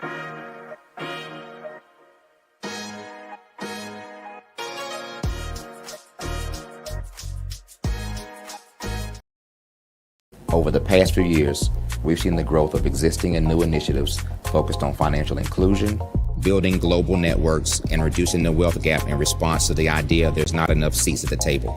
Whether their outcomes are to increase the representation of Black executives on corporate boards, ensure an inclusive global economy, or to create new U.S. African commercial pathways, the strategies are often carried out by separate programs. The question is, should they be? With the continent of Africa being home to more than half of the world's fastest growing economies, the youngest workforce, over 400 companies generating more than $1 billion annually, 700 generating more than $500 million annually that are poised for growth, and being the destination of nearly $5 billion in venture capital in 2021. Diversifying U.S. and Africa commercial engagement by building bridges between African businesses and their U.S. diaspora should begin being seen as mutually beneficial. From helping to reduce Africa's enormous capital gap to catalyzing two-way trade opportunities, the COVID-19 global pandemic hopefully has taught us that global challenges and opportunities are more interconnected than we thought. During the pandemic, African companies like Unicorn Flutterwave, insurance provider Reliance Health, ride-hailing app Yasir, and 54Gene, the continent's first bank of DNA on people of African descent, prove that when African companies have access to networks, capital, and information, they grow big, grow fast, and create solutions that are valuable to the world. This is why Be Direct was created. We are the first U.S.-based but African-centric board preparedness and board search company designed to connect U.S. Black talent and corporations to African businesses. Unique and fundamental to Be Direct's success is our process of helping board candidates adapt their experience and networks to an African context before they're connected to high-growth companies that are looking to locally and globally scale. From our focus groups with African business execs and government leaders, we don't ignore the sentiment that business is easy, but people are hard. Having a pool of board candidates with hard-to-access networks and extensive experience across the business life cycle, including successfully raising capital, is table stakes for an initiative like this. So yes, we have that. But corporate or entrepreneurial success in the U.S. does not guarantee success in Africa. Developed alongside industry partners on the continent, our training program, Be Direct Prep, is designed to transpose their experience to create cultural comfort, understanding, and a commitment to helping businesses in Africa scale. Our board governance sessions are African continental and country specific, integrated with cultural awareness and dexterity training, masterclasses led by African industry execs, and mentoring and coaching from African continental-based facilitators.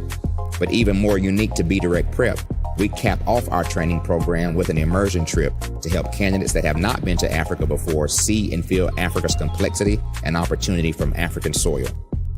We all know traditional network-based board placement has historically left a lot of us out of ever really being in the paid board pipeline.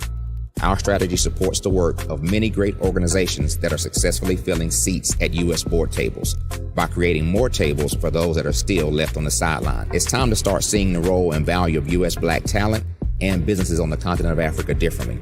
Old perceptions and habits limit economic inclusion. Let's transition Black talent and the African businesses they will support from the periphery of the global economy to its core. Living in a global lockdown, we all know now how fast local and global economies can change, and see the value of having businesses that hire, strengthen local value chains, and even grow globally. Status quo in any form holds back progress. We must democratize U.S.-Africa commercial engagement by socially and economically connecting cultures that have long been disconnected. It's time for Africa's U.S. diaspora to redefine their global value by helping African businesses scale continentally and globally.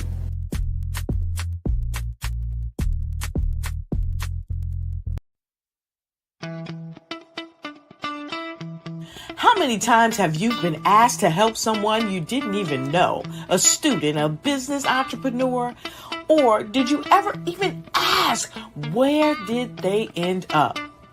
That business, that friend, that entrepreneur. Well, just maybe they ended up in a gang, bankrupt, homeless, or worse, dead. Maybe they turned to crime, drugs, and alcohol. Did you ever wonder? Did you destroy their dream, or was your life always so easy? At the Black Business Olympics, we started a movement to help students complete. Give them hope and foster success. Help them to leave their dreams of providing laptops, computers, and up to $5,000 in scholarship funds.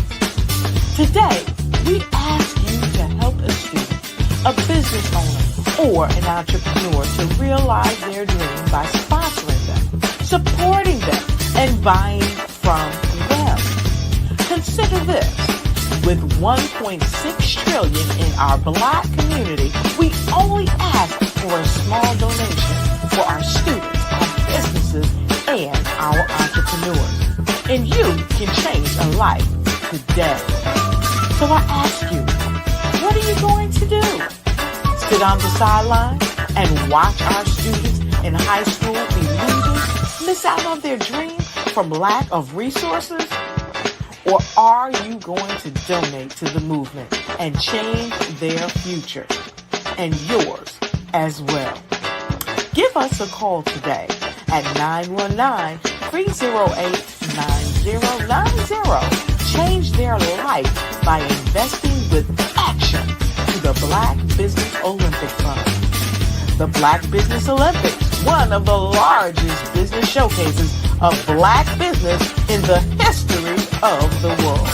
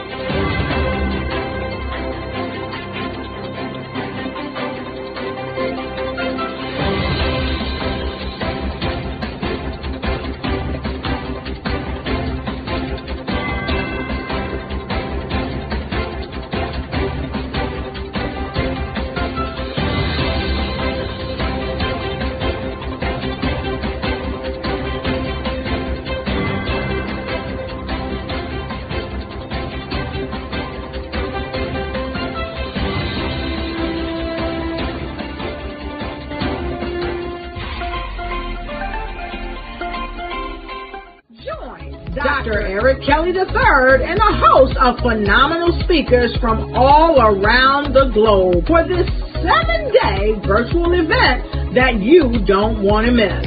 The mission of the Black Business Expo is to raise scholarship money from kids all the way from high school, all the way from college. The Black Business Olympics is one of the largest Black business showcases in the world. It is an opportunity for businesses and companies to showcase their businesses globally. We are going to be giving away laptops up to $5,000 away to students. Again, I'm Olivia Appleberry, the founder of 2 Cents Finance and one of the speakers for the expo. I am so excited to see you there. For more info, go to www.blackbusinessexpousa.com or call 919-308-9090 and hope to see you there. I am Black Business. From the moment I wake until the time I sleep. Yes, I am Black Business. I am Black Business.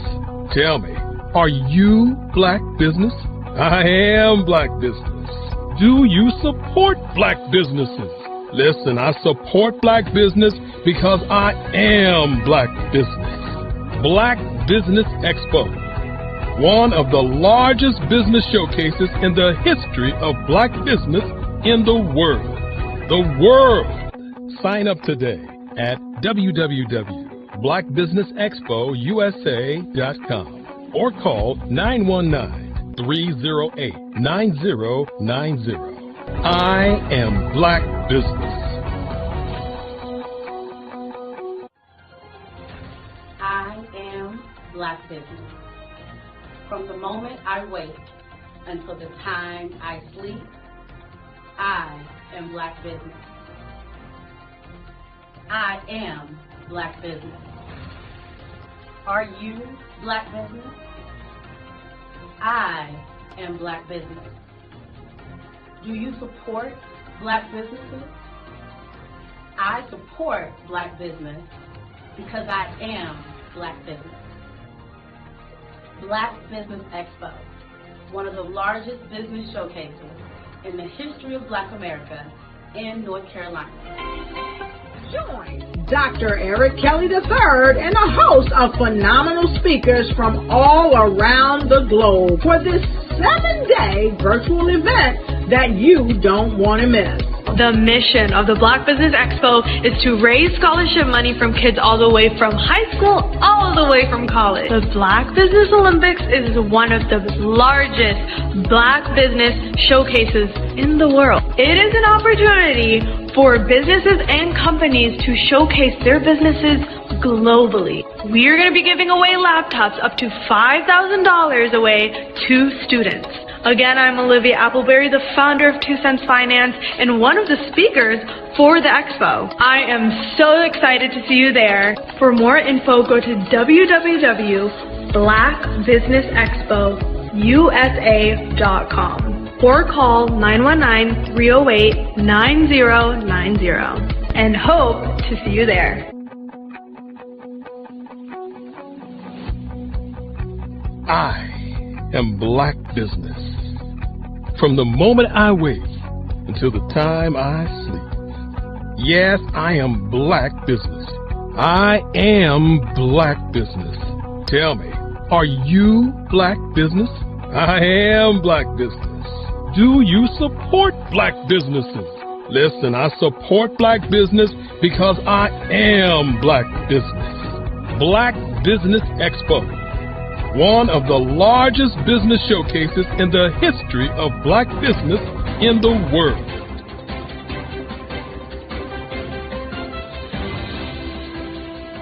I was born in a little village on the island of Haiti. Many deadly diseases pounded me. It is as if they were on a mission to end my existence on this earth. I refused to give up. In 1983, I left Haiti and came to the United States of America. And I came with $5, 2 shirts. I didn't speak any English. I came to Atlanta. I got a job. I was a doorman. I was a doorman with a dream. What I used to come on stage. I'd rehearse this moment that I'm standing in front of you. That's the power of a dream. Maybe today is the day you begin acting as if you already have it. And then step out with full force. Take a risk. No condition is permanent. Don't let your situation distract you. You are chosen. You are called. You are born for a purpose in this life.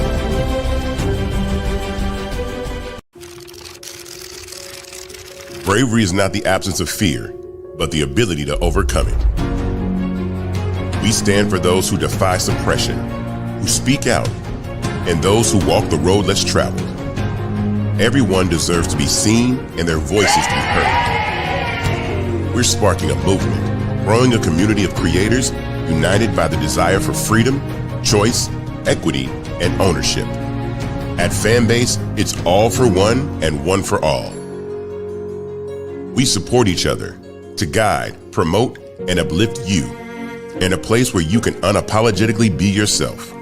A place where your voice, ideas, and creativity are not just welcomed, but celebrated. We are Black founded, minority funded, and supported by a diverse, inclusive, powerful community that believes in the strength of authenticity and individual choice. Regardless of success or background, we welcome you, the marginalized, the underappreciated, the successful, the superstar.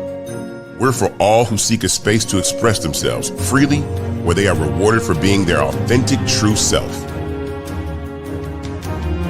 We transcend labels because only we have the right to define ourselves. We are built for the brave, the culture, the creators, and for the future where everyone has a power to shape their own destiny, where all are empowered, voices are amplified, and freedom is embraced. For the first time, you have a chance to own the platform you helped make popular. It's a revolution, a movement in how we connect, create, and share. Everyone is a creator, and everyone has a fan base. Here, you can be you without limits.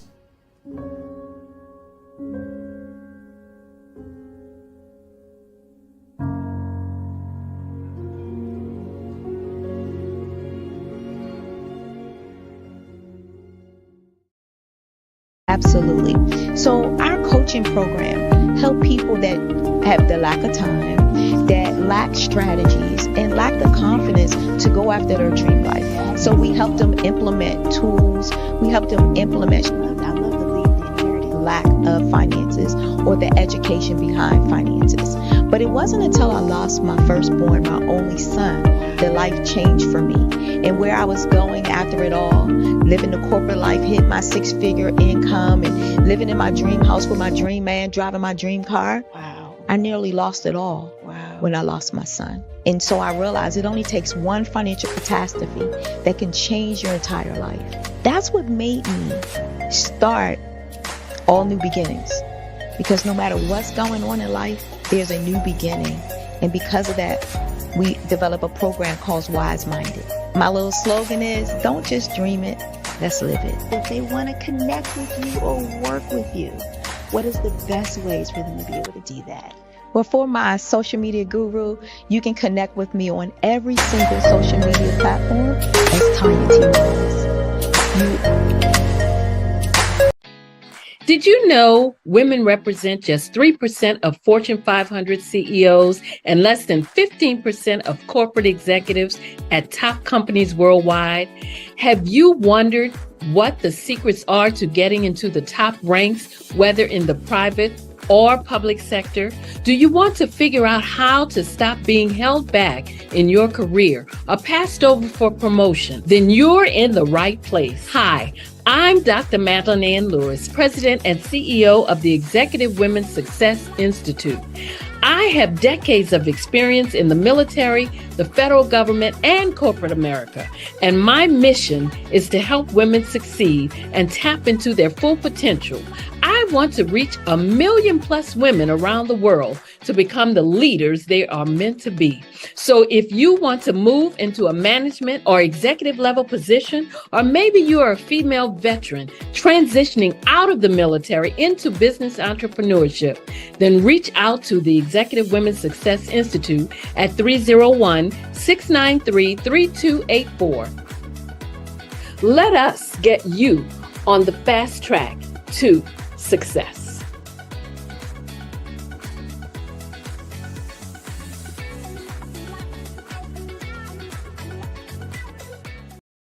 I am from Washington, D.C., but I was raised in Durham, North Carolina.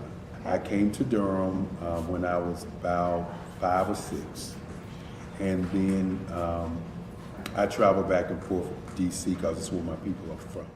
One of the unique things about my family is my mother, she's also an artist. She does quilting, and she does a lot of artistic things. And then my son, he draws with both hands, his right hand and his left hand like I do. So that's kind of a family trait. And then my other son, he's a videographer, and my daughter, she works, she's a regional vice president for Sunglasses. When you start out drawing and sketching, you want to continue to explore, each avenue. I do pastels, I do pen and ink, I do painting, I do acrylics. I haven't done oils yet, but I try to do all facets of art. What I say to a lot of times to people is, you can't put yourself in a box when you're an artist. You have to explore. And over the course of my life, I've tried to explore different mediums. I also do sculpture as well.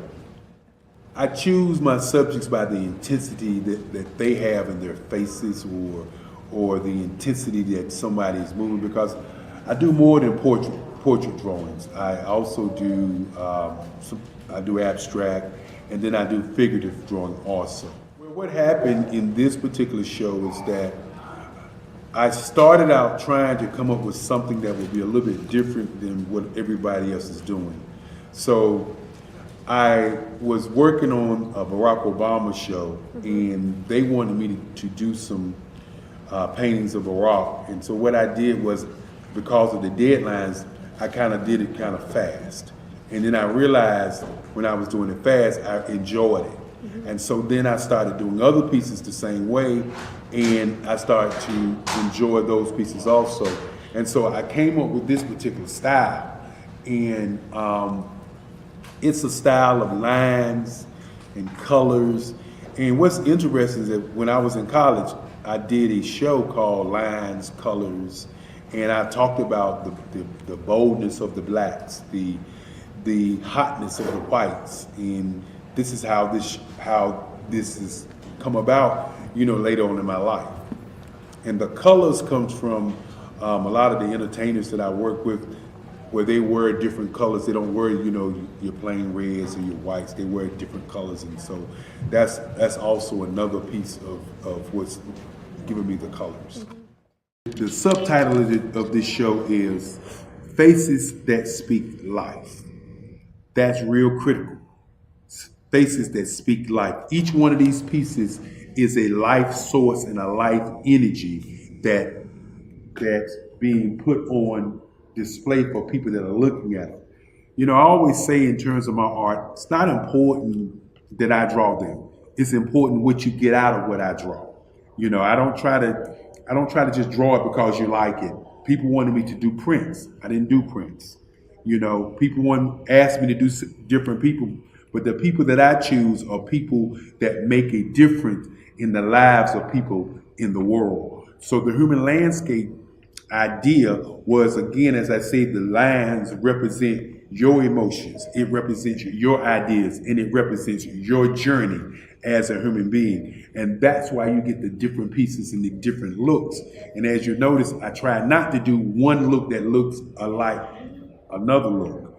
And that's what's the most important part of this show.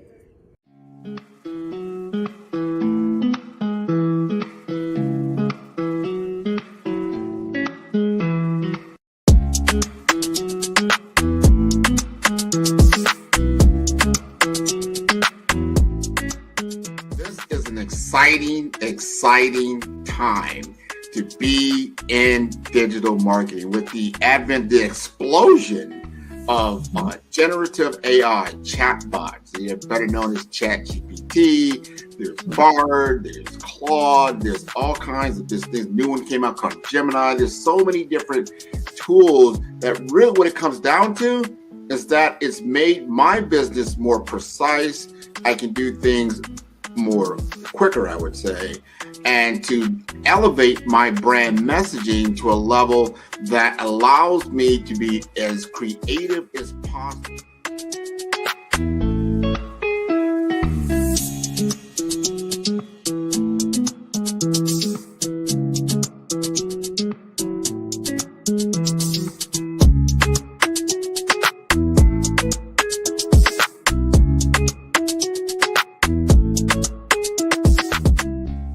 Digital market economy is taking the world by storm, probably over the last decade or so, but is really escalating now in the advent of AI because it is a game changer for a lot of businesses. It's not just all the big boys that can play in this space because of cloud computing, because of mobile computing, and now you have these tools at your disposal. You've got a laptop, you've got a computer, you can now digitize yourself to a level and get your message out there, and that equates to business.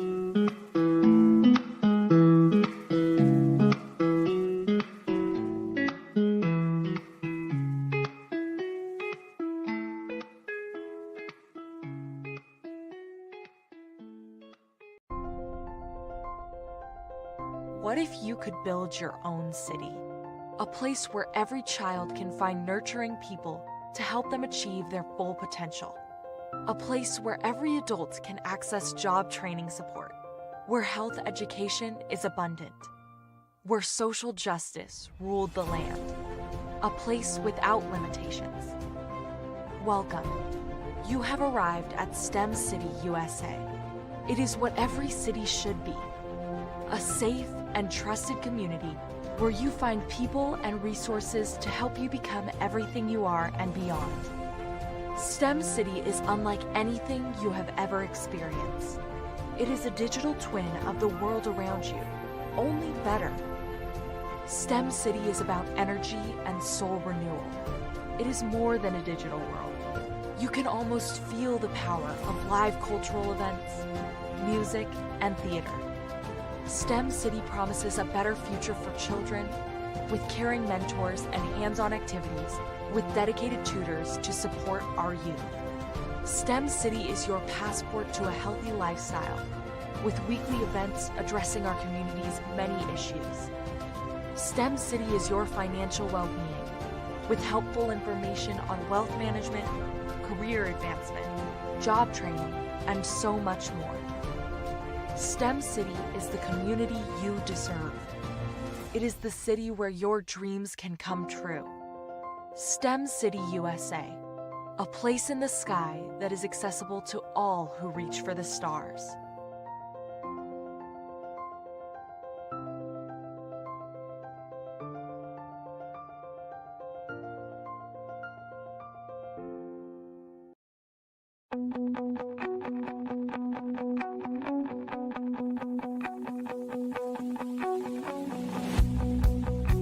I am Black Business.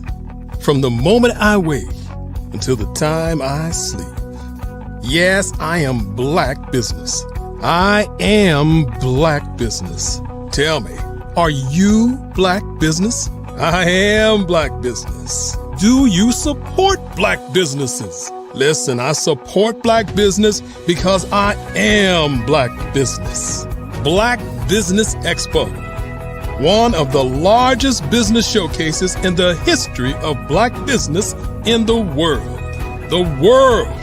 Sign up today at www.blackbusinessexpousa.com or call 919-308-9090. I am Black Business.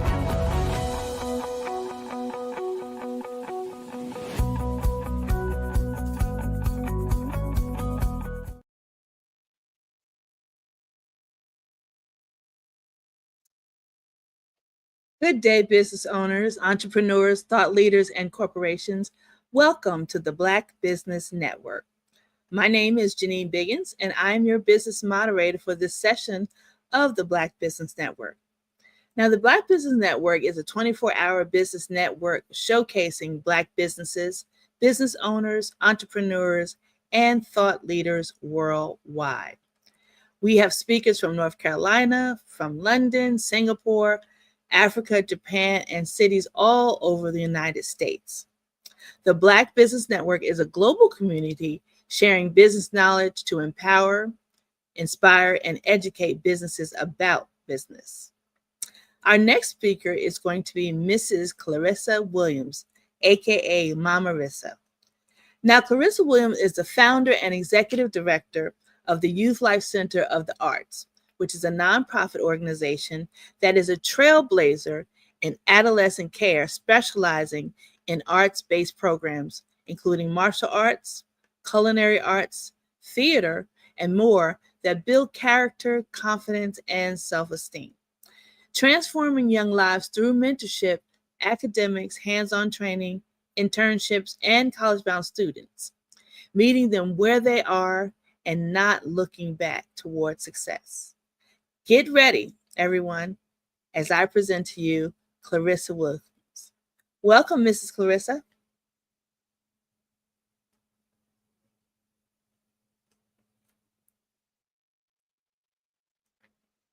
Hello. Hello, how are you? I'm excellent. How are you? Thank you I'm for good. I'm very good. I'm going to let you take it away. All right. Well, hello, I am Clarissa Williams, and thank you for that wonderful introduction. It is an amazing opportunity to be before you on this Black Business Network and the amazing things that you do. I am the founder of the Youth Life Center of the Arts in Riverdale, Georgia, where we are trailblazers in adolescent care. And so I'm going to spend a little time telling you what that means, because it is a category unto itself. And we target laser focus on the adolescents between 5th and 8th grade. I call that the critical care unit, where we are losing them in record proportion, where they're just trying to gain autonomy, find their voice, discover what they're good at. And we need to create opportunities for them to do that. And at the Youth Life Center, that is exactly what we do. I have been the founder for over 14 years now. Just a little latchkey kid from Los Angeles. Didn't know what I wanted to do with my life until my mom asked me the question. She said, Risa, what do you want to be when you grow up? I said, if I could do anything, I would have a place where kids can come and they can be safe and they can dance and they can have fun. And welcome to my dream. The Youth Life Center is the manifestation, which shows you that if our kids just had the opportunity to dream, to imagine, to even be asked the question, it is amazing what we can unleash and unlock in them. And so at the Youth Life Center, it is my life's pursuit to challenge each young person to find their voice, discover what they're good at, and give them all kinds of innovative opportunities for them to express themselves. And there's no better platform to do that than the arts. I am convinced that it's in the arts that everyone can find their voice, because there's just a bit of the creator in all of us. It doesn't have to be the same, but there is something unique. We are all a one of a kind, unique designers, original. And I'm also convinced that if I could get a fourth, fifth, sixth grader to just discover who they are, how they're wired, and what they were naturally gifted to do, and align them with all of the tools and all of the mentorship and support that they need to cultivate it, the world would never be the same. We would have different conversations, and helping them to understand early on that you were born a business. And that thing inside of you is what is designed to make room to prosper you in the future. And they're not too young to do that. We can have youngpreneurs sprouting up everywhere. And so at the Youth Life Center, that is our pursuit. And why is it important? It's important to target that population because the bottom of care falls out when you get to be 11, 10. We are, a lot of times people think we're like a child care center. Child care centers have their place, but there's a certain time when the child care environment is just not the space for an adolescent who is really, you know how they are, them tweens and them teens that know everything, but they don't, you know, who don't want to listen, and all of the challenges when they're just trying to figure life out. And oftentimes they're doing it alone. I was a latchkey kid. My mom had to go to work. I'm serving in Georgia, but I'm just a little chocolate girl from South Central. And my mom had to go to work. And so I was left to home alone. You better be in before the street lights come on, and you better not let nobody in your house. And if you did, the neighbor down the street was gonna let her know. Unfortunately, our communities are not built like that anymore. And so our kids are left home alone with the world in the palm of their hands. If they have a cell phone, they have access to the world and no way or anyone navigating them in it. And so they're left to their own devices. All the questions that they have, Google, Alexa, whoever they have on their device, they'll answer you when you ain't even talking to them. How about that? So if the information is at their fingertips, I'm just convinced that if they have a place to go where we can navigate them, they're at a space where they don't need dictation. They need navigation and opportunities to explore and in a safe environment, in an environment where they're free to be able to express themselves. We oftentimes say in our space is not the what, because what you have to say is important. And what they have to say adds value. Sometimes out of the mouth of babes, we might not want to hear it, and it's truth, but it's not about the what, it's the how.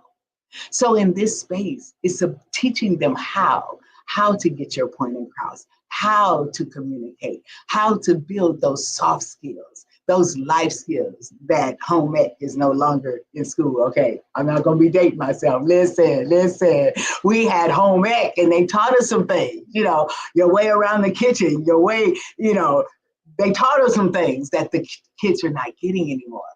So at the Youth Life Center, we're really getting back to the basics.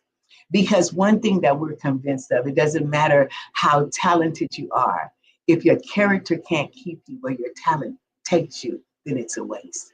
So character is very important. But we also know that if we come, look, a 10, 15-year-old, oh, you're gonna learn character, you're gonna confidence, oh, y'all, they're not trying to hear that. So we want to give them something that attracts and appeals to what their interests are.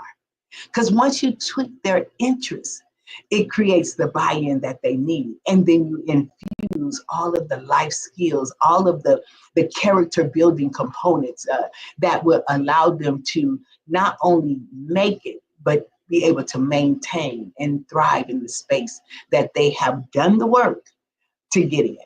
We all know that a lot of times success is delayed, but in a world that is just instant, sometimes they think that there's no processes to go to because things happen so quickly.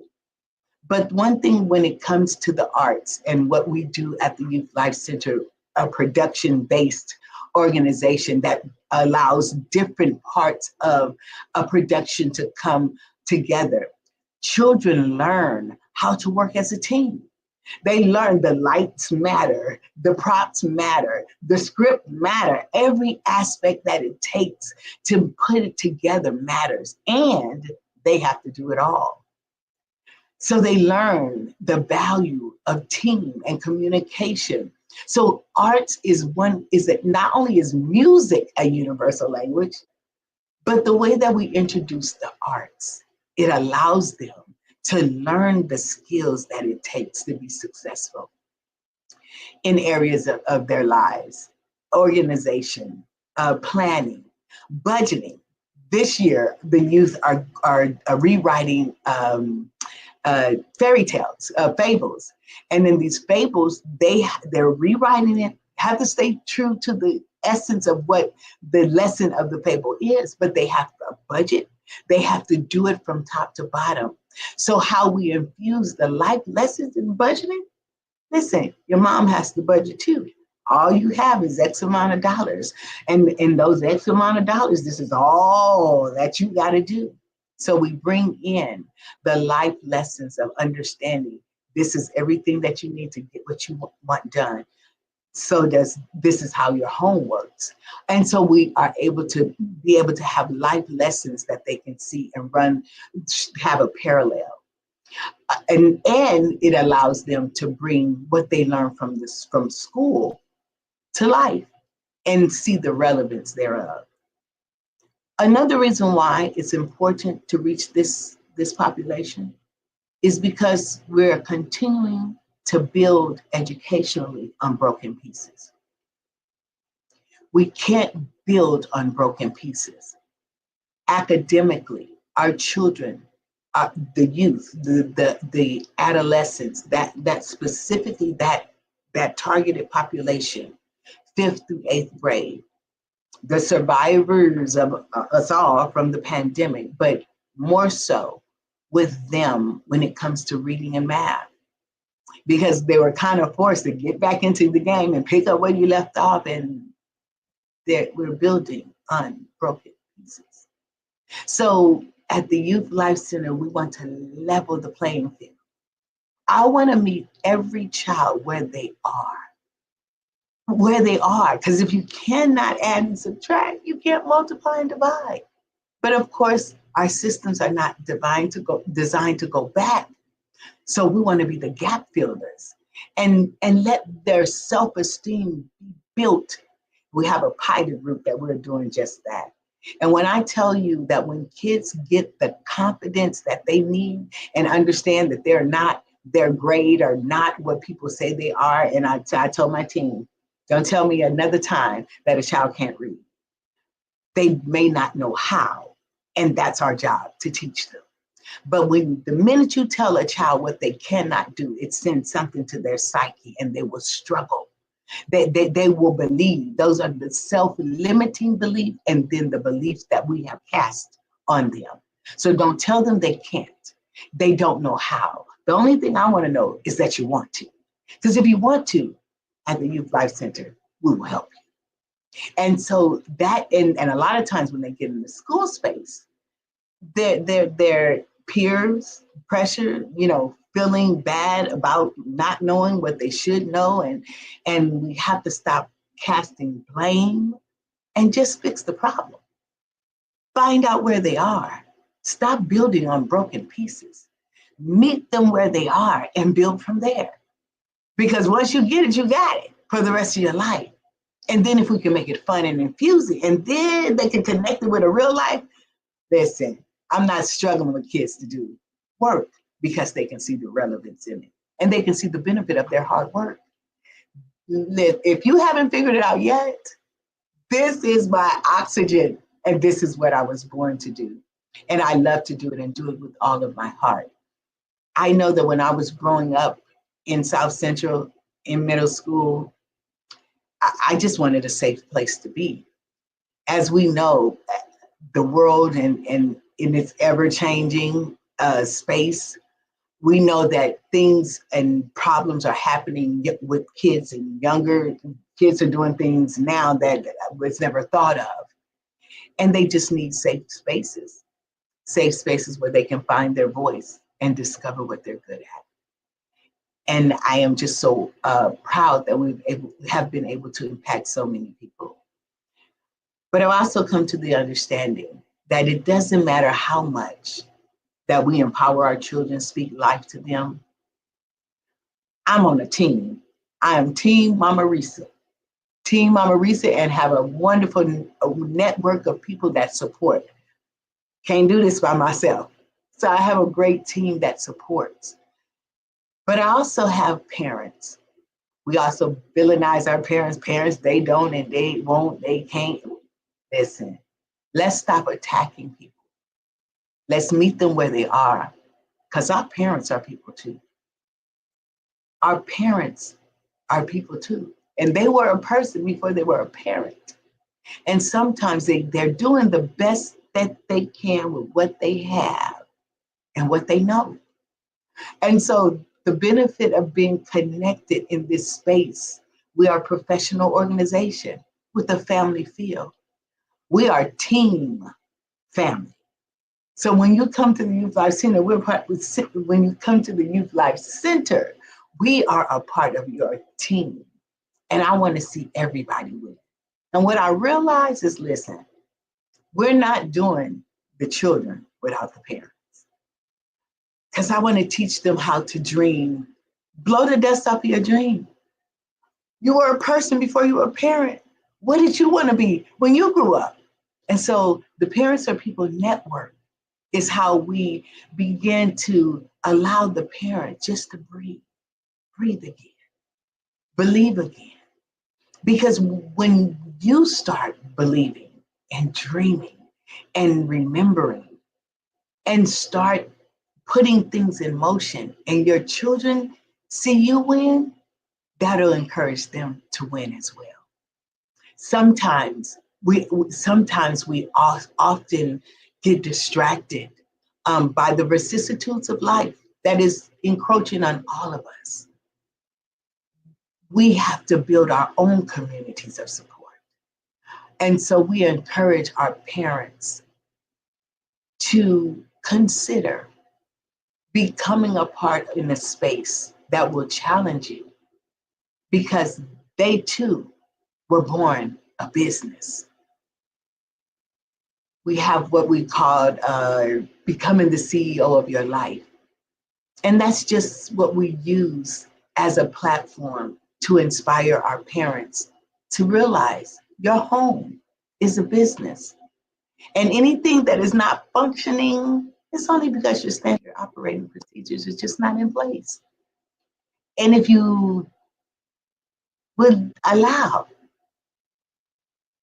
all of the professionals to come together and we work together to put that back together again and help in the communication, finance, or whatever that looks like, you can realize your best life for the rest of your life. So I just wanted to say, it is just absolutely a space where we need to build our own communities of support. We have to look at this critical care population, the adolescents. And I'm sure you remember what that was like back in the day. I could not imagine being a tween or a teenager growing up now in the underserved communities. And quiet as it's kept, no one is exempt of the challenges that come with access that we haven't had before. Our youth are hollering for help. They don't really want to know, and it's been said many times before, how much you know until they know how much you care. So Mama Risa is what you get, because a lot of our children and our parents have not been mothered. And so I wear that crown with the conviction to serve faithfully and meet each family at their point of need. And I can't do it alone. So I'm in this space, not to just bring exposure on the Youth Life Center, that you can go to our website at www.youthlifecenter.org and take a closer look at what we're doing in this space. You can also get involved. Listen, we can't do it by ourselves. We're a nonprofit organization, and we count on the generous donations of people. Georgia Gives Day Tuesday is coming up. We hope that you choose to support what we're doing in the South Side. In Riverdale, I said I'll bring a little Hollywood to the South Side, down in the Dale. But we solicit your support for a child, for the center, so that we can expand. To be able to expose our children to more opportunities, everything from culinary arts to martial arts and everything in between, fine arts, whatever their hearts desire. You could get involved just by going to our website and making a donation, volunteering, connecting. More than that, solicit your prayers, because you know this population is not easy to work with. You got to have something about yourself to work with this population. And a lot of people, this is a very important point.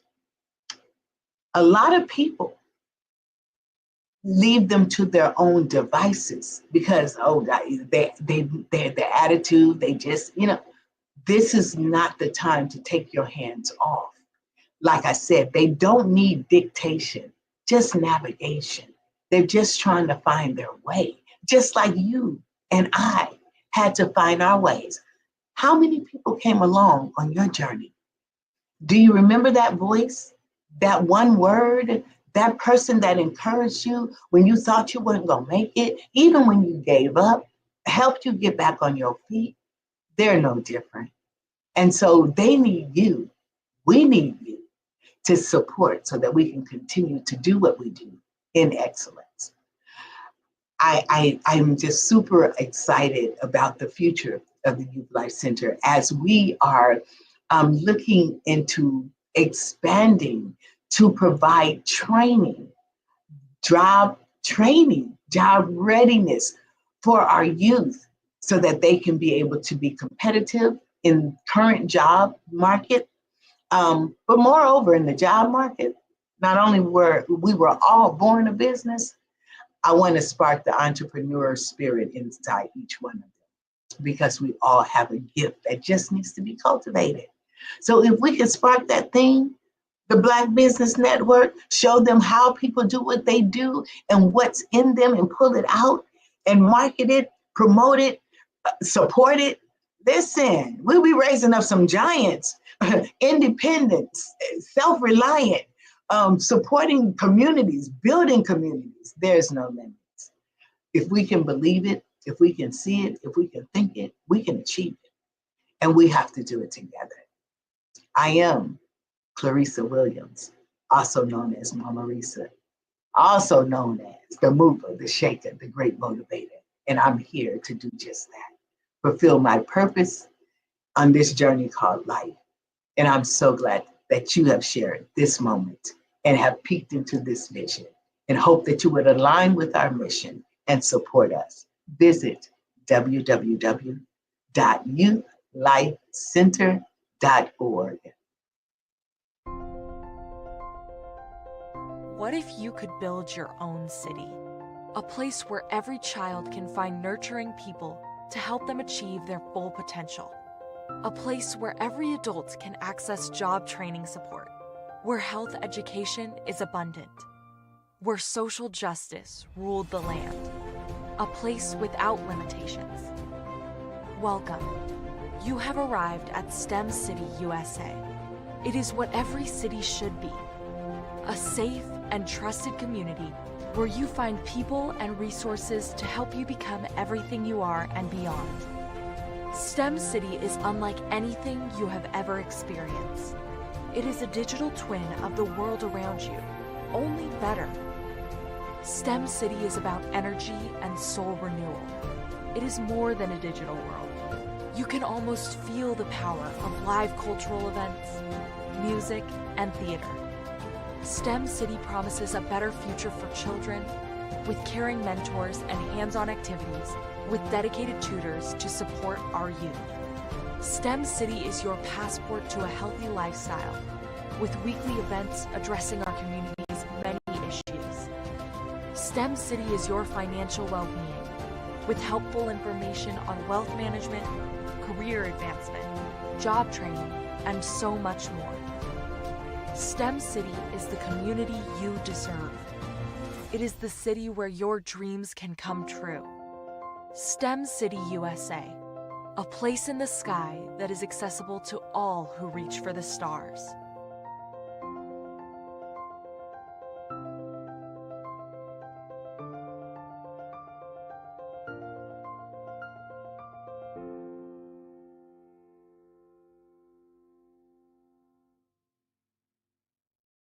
Artist to me is a creative expression of something from nothing. You know, it explodes onto the canvas, or it explodes on in my work.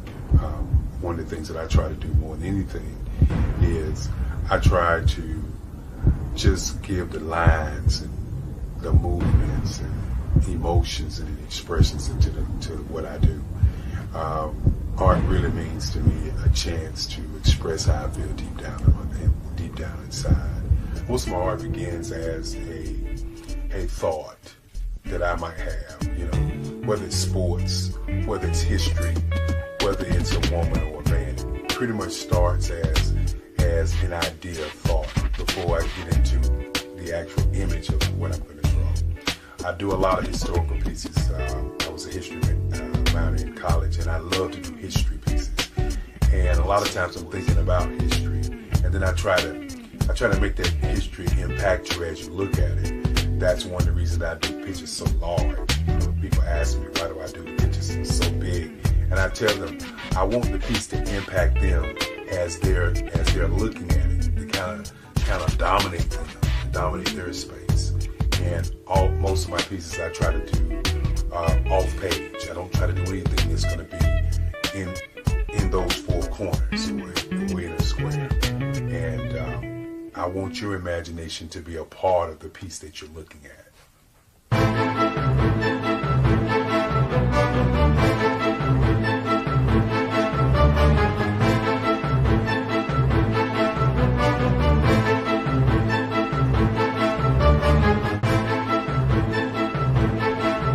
The way I feel when I'm drawing, when I'm creating something, is I feel free. I feel like there's an anticipation of something that's going to come. I try not to draw first. I try to draw second. And what I mean by that is I try to allow myself to kind of get into the piece and just relax. Sometimes I miss time. I'll draw 2-3 hours, sometimes 4 hours. And while I'm drawing, it's just a free. I just feel free. I mean, I feel like time stands still.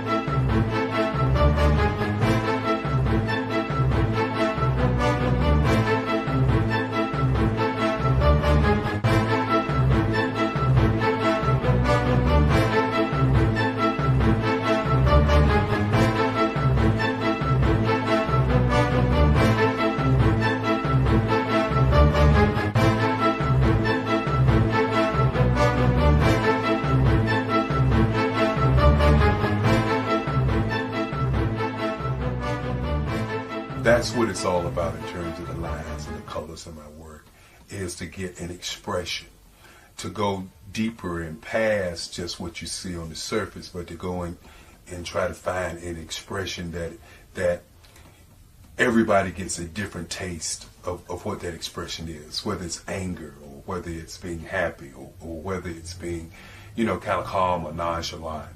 That expression that people take away from the piece is the most important part of what I do as an artist. Bold is the size of my pieces, where I try to do the piece larger than life, to kind of push forward toward you. That's what the boldness is all about. It's not so much about the lines, it's about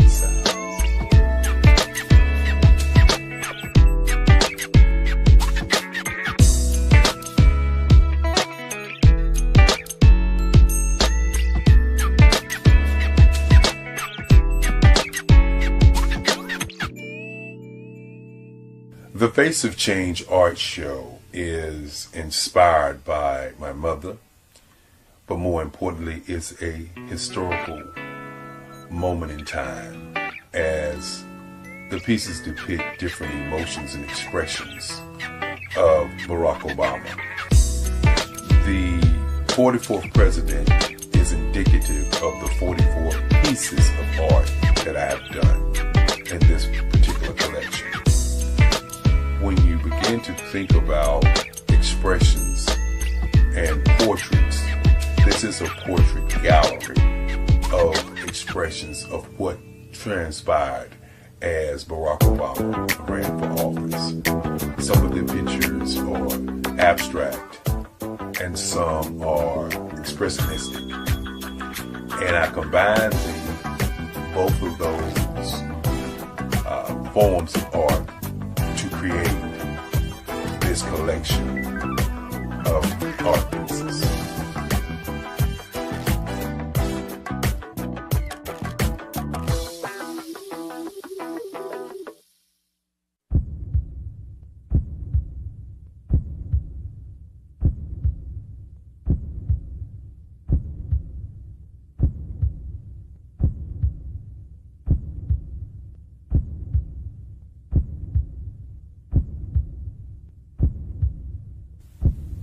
Overcomer, brilliant, ambitious, motivated, awesome. Obama.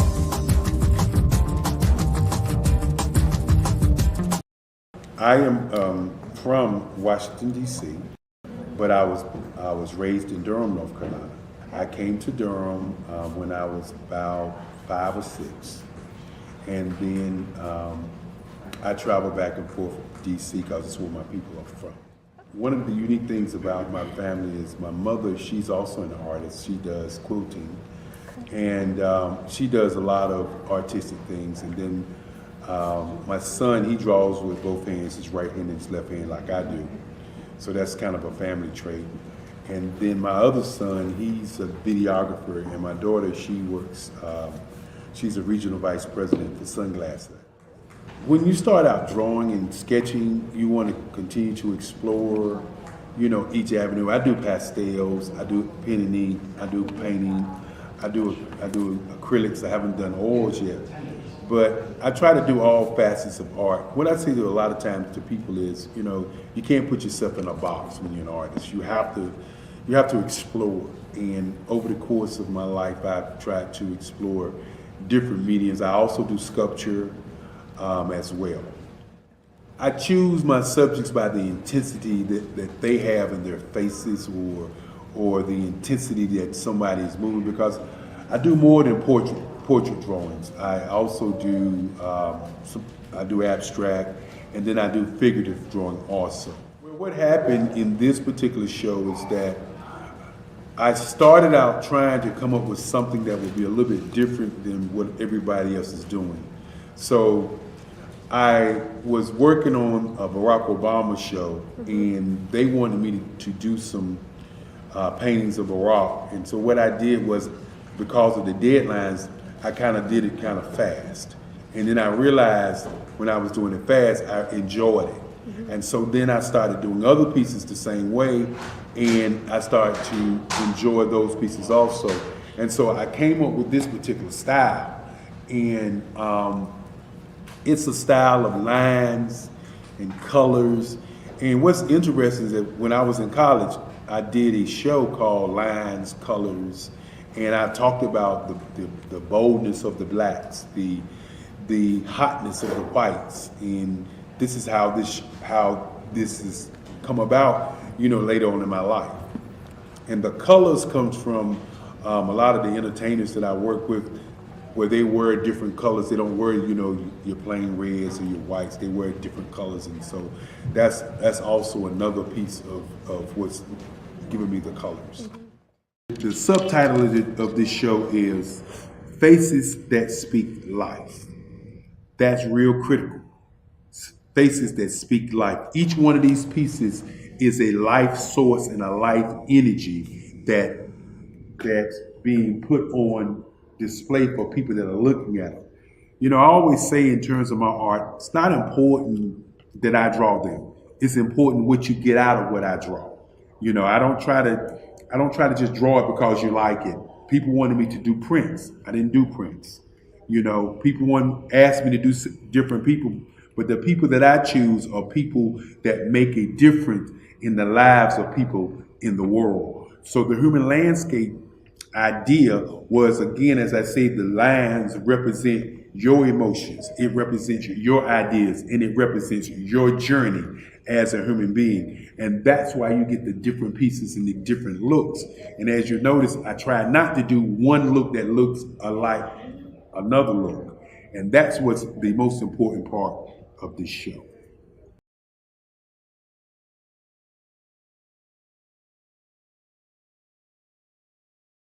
Artist to me is a creative expression of something from nothing.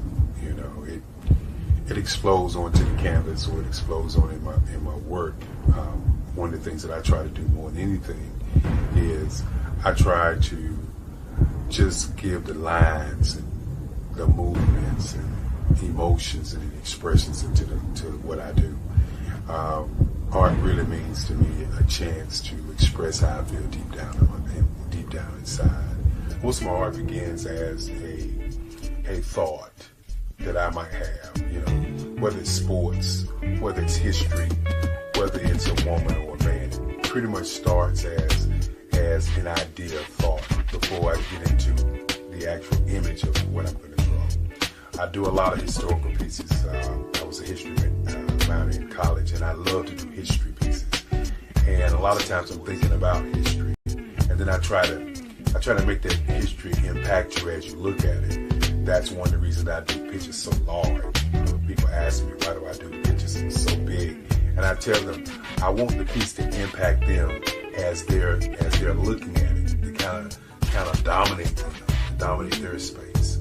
And most of my pieces I try to do off page. I don't try to do anything that's going to be in those four corners or in a square. And I want your imagination to be a part of the piece that you're looking at.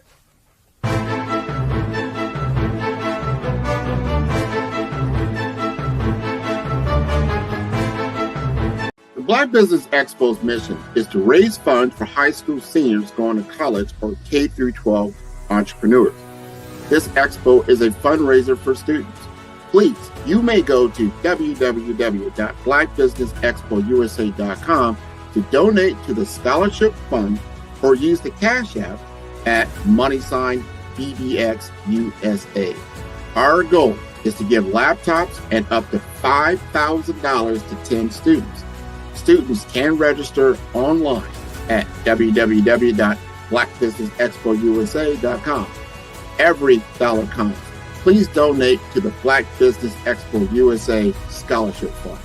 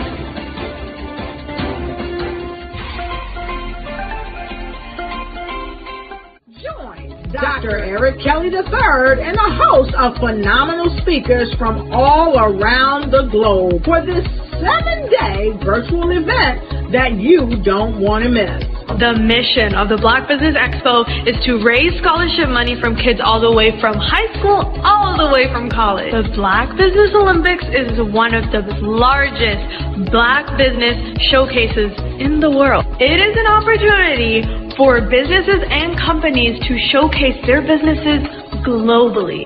We are going to be giving away laptops up to $5,000 away to students. Again, I'm Olivia Appleberry, the founder of 2 Cents Finance and one of the speakers for the expo. I am so excited to see you there. For more info, go to www.blackbusinessexpousa.com or call 919-308-9090 and hope to see you there. I am Black Business. From the moment I wake until the time I sleep. Yes, I am Black Business. I am Black Business. Tell me, are you Black Business? I am Black Business. Do you support Black businesses? Listen, I support Black business because I am Black Business. Black Business Expo, one of the largest business showcases in the history of Black business in the world. The world! Sign up today at www.blackbusinessexpousa.com or call 919-308-9090. I am Black Business. I am Black Business. From the moment I wake until the time I sleep, I am Black Business. I am Black Business. Are you Black Business? I am Black Business. Do you support Black businesses? I support Black business because I am Black Business. Black Business Expo, one of the largest business showcases in the history of Black America in North Carolina. Join Dr. Eric Kelly III and a host of phenomenal speakers from all around the globe for this 7-day virtual event that you don't want to miss.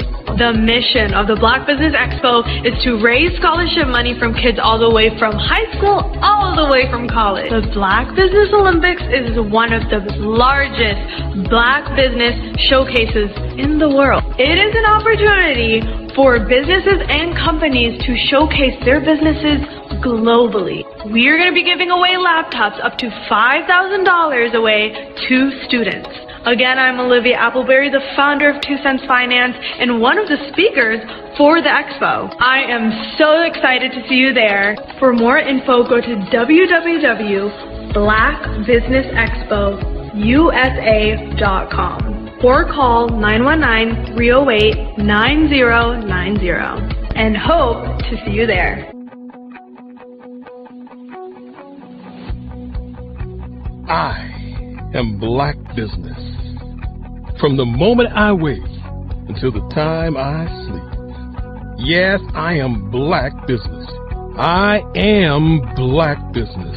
Tell me, are you Black Business? I am Black Business. Do you support Black businesses?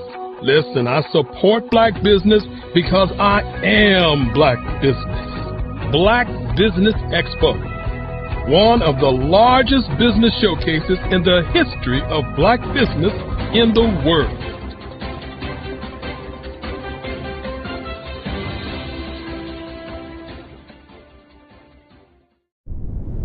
Grant McGaw, CEO of 5-Star BDM, is turning heads in the healthcare and information technology sectors with his groundbreaking approach to personal branding and business development.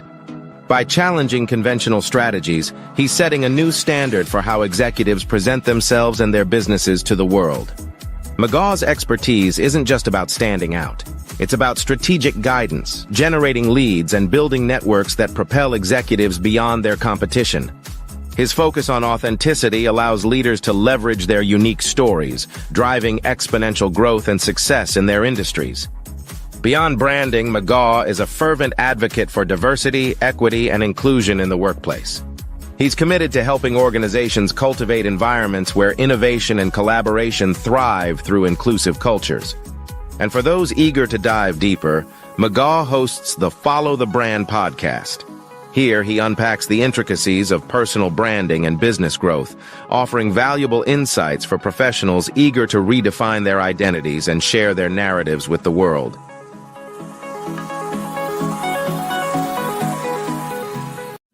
In today's competitive market, standing out is essential. 5-Star BDM, led by visionary Grant McGaw, offers the key to unlocking your brand's true potential. With innovative strategies and a passion for empowering businesses, 5-Star BDM is transforming personal branding and business development, moving brands from merely competing to dominating. At 5-Star BDM, we revolutionize personal branding by crafting authentic identities that enhance visibility and influence.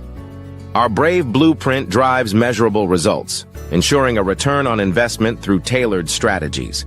By integrating artificial intelligence and advanced methodologies, we provide your business with a competitive edge in the digital age. Grant McGaw brings over 20 years of leadership experience with Fortune 500 companies. Named a top 10 global thought leader in personal branding, Grant's achievements include the 2024 Best Personal Brand Development podcast for Follow the Brand. His philosophy, integrity doesn't have a price tag, is the foundation of 5-Star BDM. Partnering with 5-Star BDM means embarking on a transformative journey. We begin with discovery, analyzing your brand's DNA. Using the Brave Blueprint, we develop a strategy tailored to your goals. Our support continues through implementation, training, and ensuring long-term success with AI-driven insights and real-time adjustments. Our impact is evident. A healthcare tech firm experienced a 300% boost in brand recognition and 75% sales growth in 6 months. Entrepreneurs report increased customer retention and new revenue streams. Diverse companies like Black Business Expo USA and Akaba World Network have become industry leaders through our guidance. Join the movement and elevate your brand. Hello, I am Dr. Eric Kelly III, the visionary strategist and founder of the Black Business Olympics. I invite you to showcase your Black-owned businesses on the Black Business Network global stage. The Black Business Olympics is a global Black Business Network platform that propels Black-owned businesses into the international spotlight. By showcasing your business on the Black Business Olympics platform, you can reach a worldwide audience of potential customers, partners, and investors. You can also establish yourself as a thought leader and expert in your field, attract lucrative partnerships, and more speaking engagements. In addition, the Black Business Olympics platform provides a valuable opportunity to connect and collaborate with like-minded entrepreneurs and business professionals from around the world. This can lead to new business opportunities, ideas, and relationships. Finally, by sharing your story and expertise on the Black Business Olympics platform, you can inspire and empower others. This is a powerful way to make a positive impact on the world and leave a lasting legacy. If you are a Black-owned business owner, I encourage you to seize the opportunity to showcase your business on the Black Business Olympics platform. It is a once-in-a-lifetime opportunity to make an indelible mark on the world. Be one of the 1,000 visionary entrepreneurs who are changing students' lives, shaping industries, and leaving an unforgettable legacy for their families. Unleash your voice on our global stage and watch your business thrive. Black Business Olympics is one of the largest Black business showcases in the history of Black business in the world. Yes, the entire world. Just give me a call today at 919-308-9090.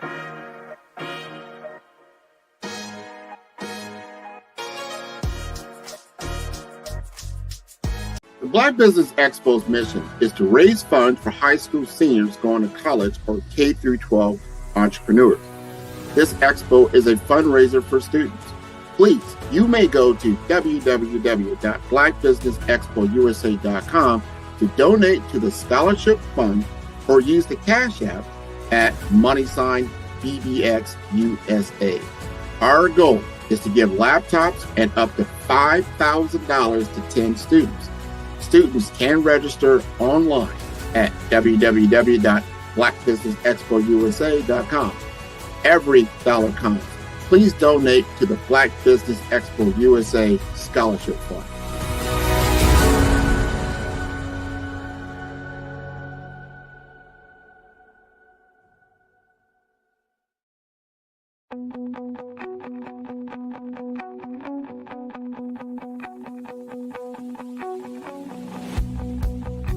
I am Black Business. From the moment I wake until the time I sleep. Yes, I am Black Business. I am Black Business. Tell me, are you Black Business? I am Black Business. Do you support Black businesses? Listen, I support Black business because I am Black Business.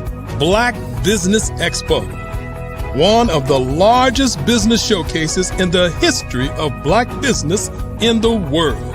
The world! Sign up today at www.blackbusinessexpousa.com or call 919-308-9090. I am Black Business.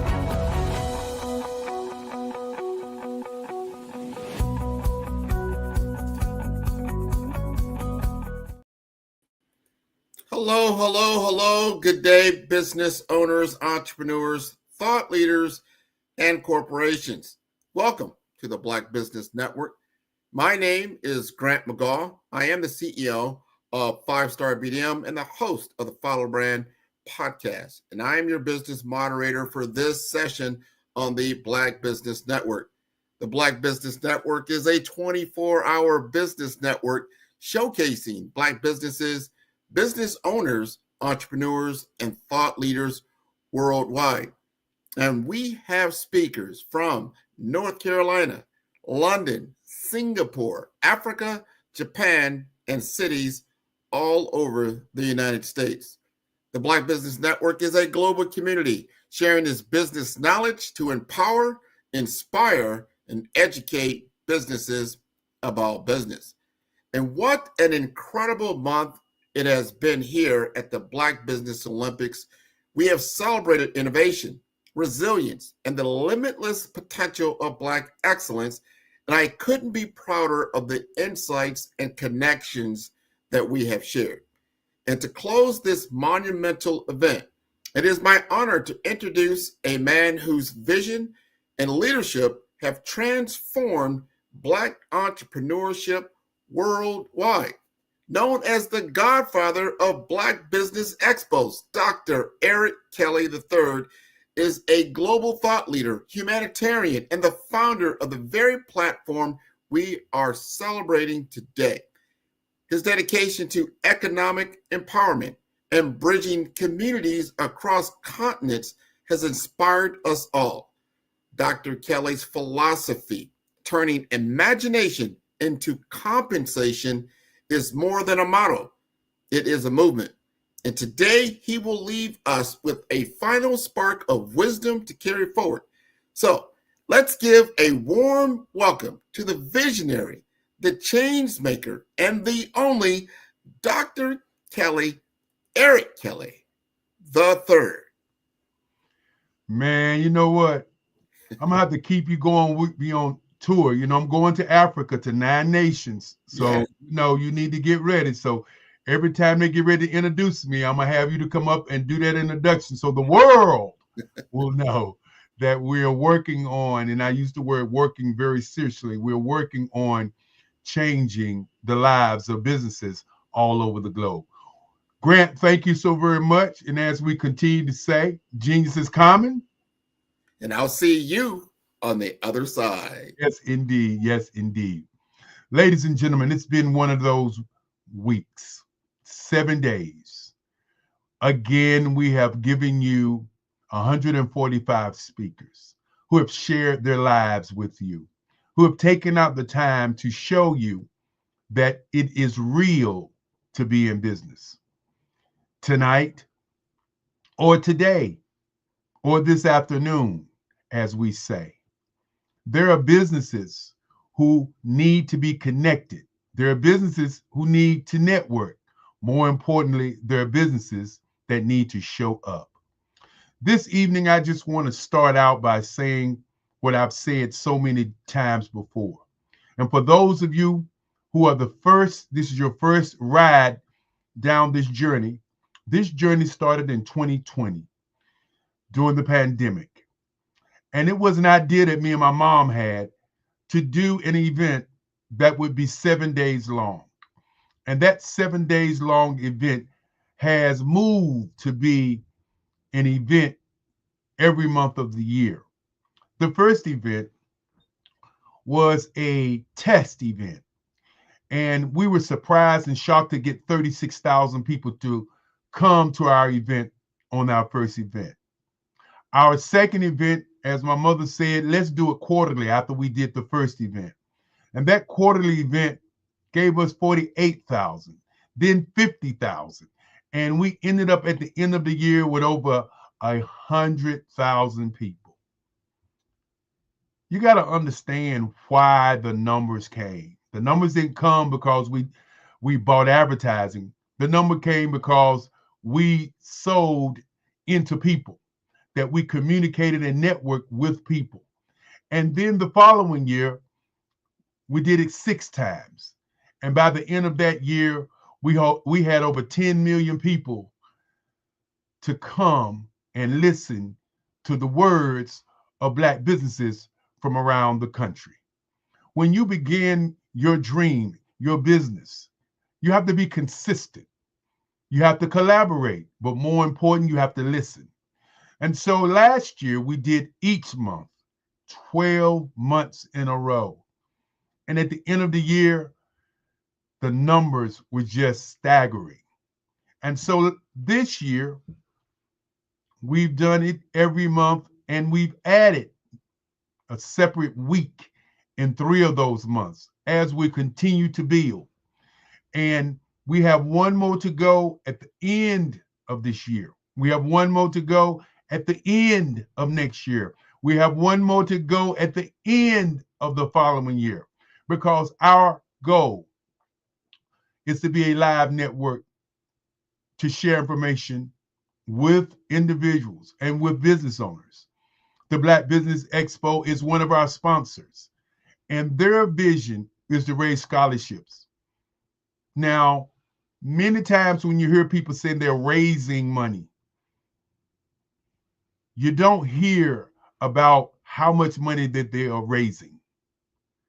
We want you to stop by the website, www. Business Expo USA, and donate to the foundation, donate to the kids.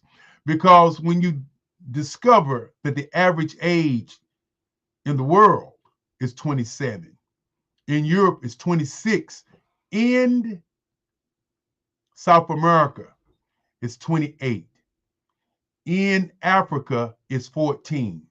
So we want to bridge the gap from North America to South America to Europe to Asia to Africa. And we want to share information. When we started on Monday, and Monday was all about inspiration, it was more than inspiration on Monday. It was education and empowerment. And then on Tuesday, we did advertising, public relations, and marketing. Wednesday, we did 64 ways to do your business. On Thursday, we did diversity, equity, and inclusion, and access to money.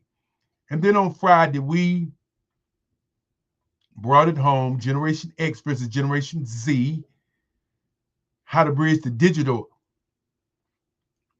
and generational divide. And then on Saturday, we did Black business and health and the culture.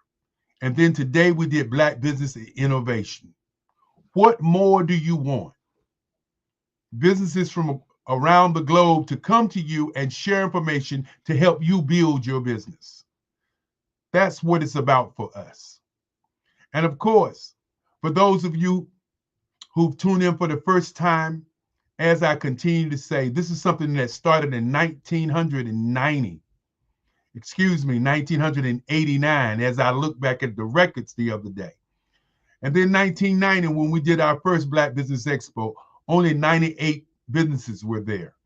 And we moved that 98 to over 350. And now we've moved that even further as the Black Business Network reaches across the globe. Many times when you're working on a project of this magnitude, you want to make sure that the people who make it happen are honored. And so with that being said, I'd like to start out by thanking my great-great-grandfather, who at 7 years old started a museum for me to sell to collectors only. I want to thank my grandmother, who told me I could be anything, who started me on this path of just doing great things. I want to thank my mother for teaching me style and teaching me how to look at everybody as an individual and not to look at people with what I call a sly eye. I want to thank the team members of the Black Business Expo, the board of directors. I want to thank the people in the background who truly make this happen. I want to thank, first of all, Angel Green, our president. I want to thank Kerry Jackson, who worked tirelessly to make sure that all the speakers get their information. I want to thank Grant McGaw from Omaha, who's been a branding agency for the Black Business Olympics, the Black Business Network, and branding yours truly to the world. And I also like to thank Gerald Stone. Thank Gerald Stone, who's the chairman of the board. Want to thank Dr. Madeline Ann Lewis, who in her brilliance has worked tirelessly to create a community that works well together. You know, as we begin to talk about other people in terms of the speakers who spoke, we want to thank all of the speakers. Before I do it name by name by name on memory, if I should forget a speaker, if I don't say your name, I want you to hold it to my head, but not to my heart. Because truly, me, or should I say it, my family and I, we truly appreciate you taking out the time or your busy schedule to share with the globe your amazing stories.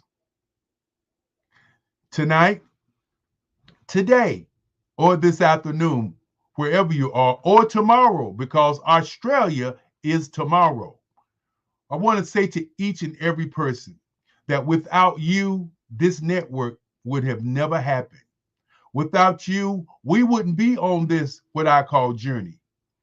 I also want to thank Lotus Richey. I want to thank her for all of the commercials that she did for the Black Business Olympics. I want to also thank Mark Neely, the voice of the Black Business Network. Definitely want to thank him as we continue to move forward. And as we move forward, I want you, everybody, to take a moment and just think. Just take a moment and think about what this week meant to you. I want you to think about this week, what it meant to you, what you got out of it. More importantly, if you're a speaker, I want you to give us a call, 919-308-9090, or email us at bbxspeakers1 so that you can speak on this network. Now, let's thank the speakers. First of all, I want to thank Andrea Adams. Andrea Adams was our first moderator. She moderated Monday. I want to thank her for her tireless work, as anytime that we needed a moderator to fill in, she was there. I want to thank Tony Harris Taylor. I want to thank Namusa Mukam. Yes, from Africa. Want to thank Khalib Davis. Want to thank Ravana Amos, who moderated for us also. And oh, what a great job she did as she brought other moderators on to moderate all week long. Want to thank Dr. Barbara Wright, the $1 million grant writer. Want to thank a very dear friend, Marsha Jews. Want to thank the zillionaire, Melanie Perry. Want to thank another friend of mine, known him since 1989. Want to thank Jerry Smith. Want to thank Marcia Harrison, who moderated for us. Want to thank Roger Davis and the Roger Davis crew from the San Antonio Black Chamber of Commerce. Want to thank Dr. Tandra Price. Yes, Dr. Tandra Price, the network ninja. Tuesday, which was advertising, public relations, marketing. Monday was inspiration, education, and empowerment. Advertising. Why does your business need advertising? Why does your business need marketing? What is your brand? How do you sell your company? Were all the questions that we answered on Tuesday. Want to thank, of course, Dennis Well, Sabrina Gillian, and Zempathia Reddish. Want to definitely give her a thank you, because not only did she speak, she also came back with her sister. So it was Dr. Zoe and Dr. O. Oh, it was just marvelous. Want to thank Joseph Simmons. Want to thank Cheryl Merritt. Again, Dr. Tandra Price spoke again on Tuesday, because Tuesday was all about marketing and networking. Want to thank Dr. Linda Mitchell and the Linda Mitchell Group. You know, and when I say the Linda Mitchell Group, she ran the quarters because we have different races going on at the Olympics. Want to thank John H. Brown, a young man that was brought to us by Victor Bicano Johnson. Want to thank him for all the things that he did in the background. Want to thank Arnetta Rogers. Yes, indeed, a great lady. Then, of course, I want to thank her speakers that she had. And the Arnetta Rogers was running the quarters. And that was one of those times where we really saw speakers from around the globe to come together to win. And then, of course, on Wednesday, yes, 64 ways to do your business on social media. First of all, you got to know your brand. You got to know your advertising, your marketing. And then, of course, you must begin to think about, how do you advertise? Sydney Wormsby, our moderator, with Michelle Manda out of Africa, and Jimmy Davis of Every Dot Black, and then Eddie J. Hamilton, Jacqueline Thomas Smith. Want to thank our top moderator, Rivana Amos, again, as she began to moderate, and of course, Nancy Berg. Want to thank her for moderating, but Nancy Berg. Want to thank Christopher Victor. Want to thank Xanthia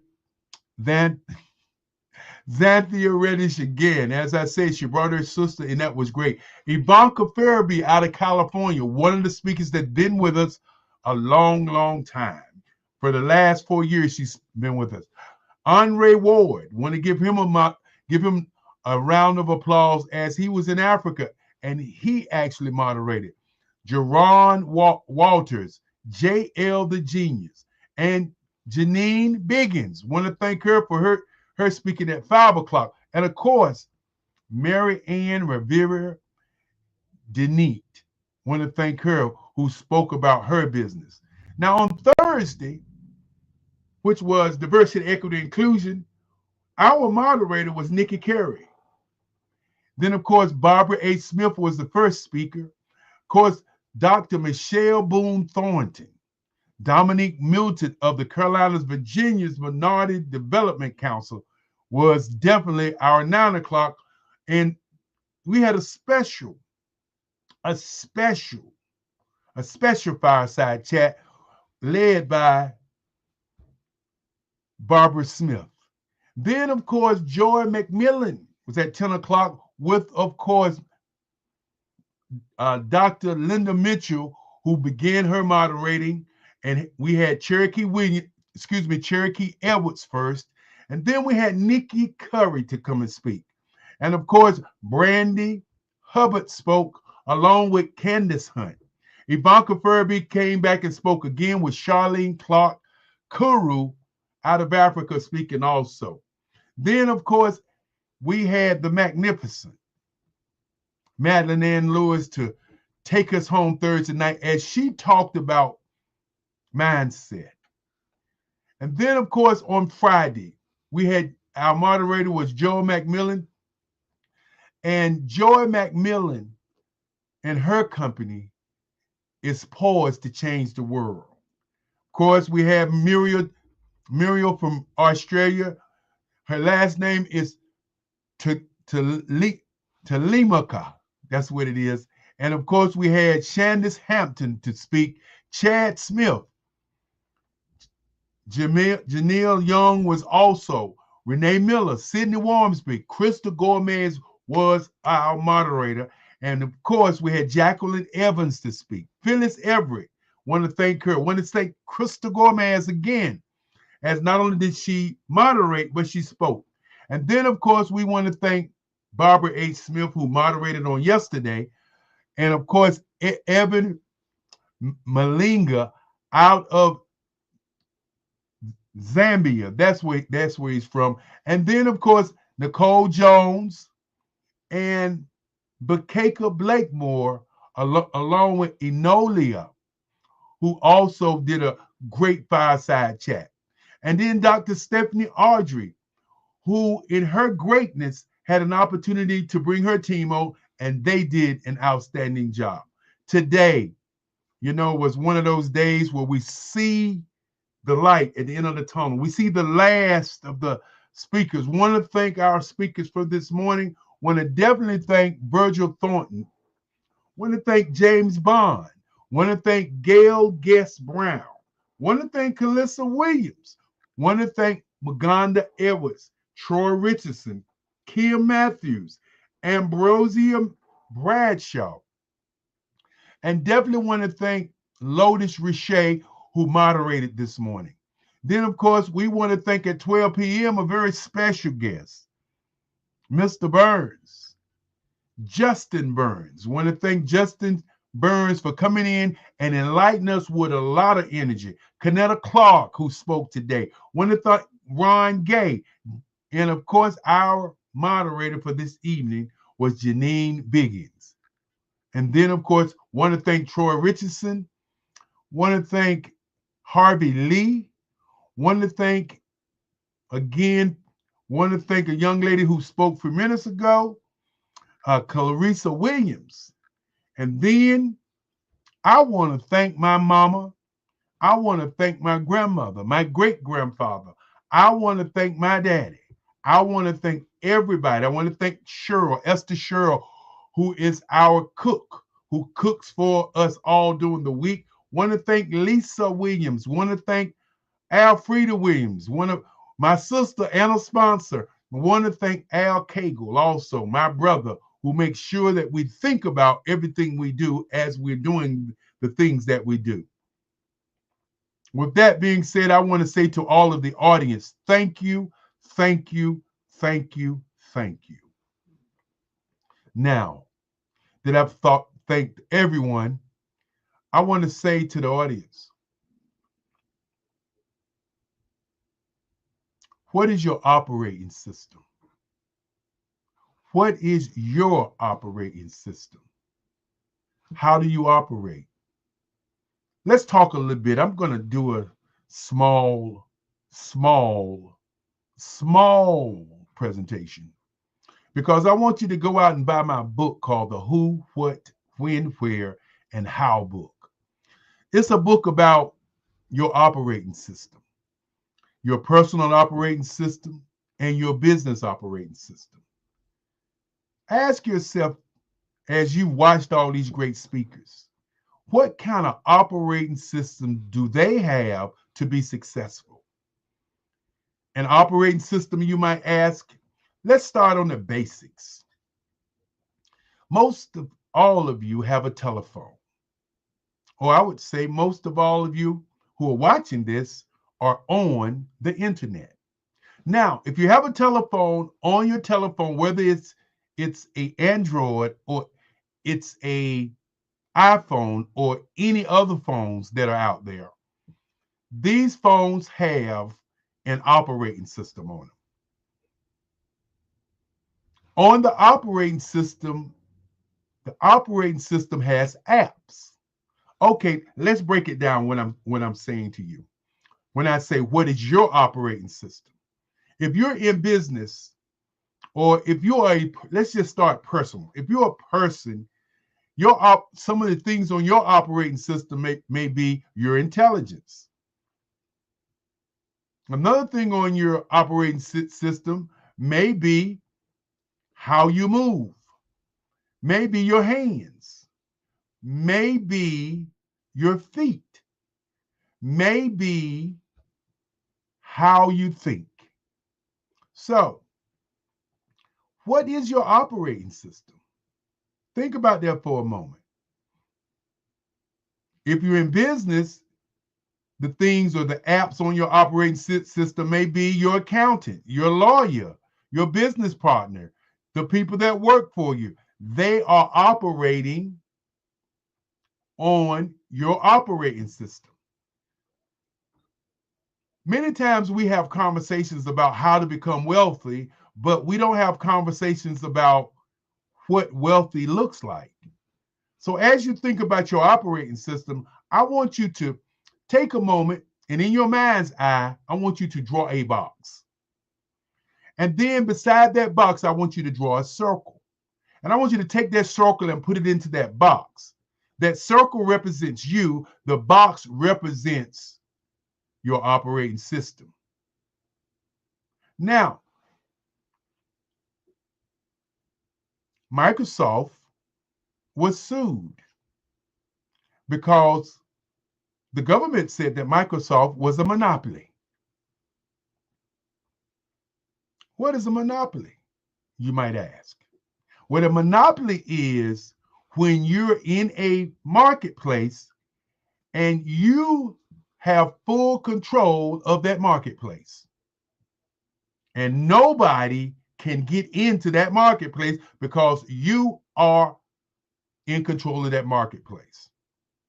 Now, why did Microsoft have a monopoly?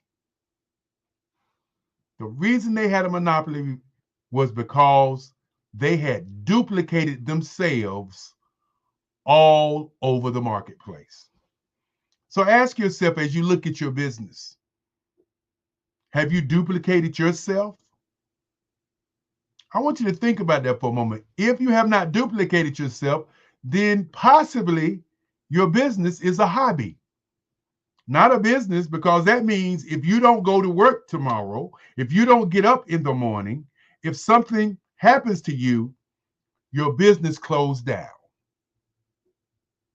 So with that box and that circle, I want you to think about the box for a moment and think about how can you duplicate you?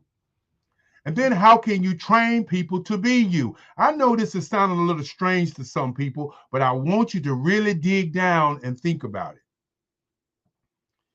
Many times we're in business and we say, oh, I wish I had 2 or 3 of me, and then I could get more done.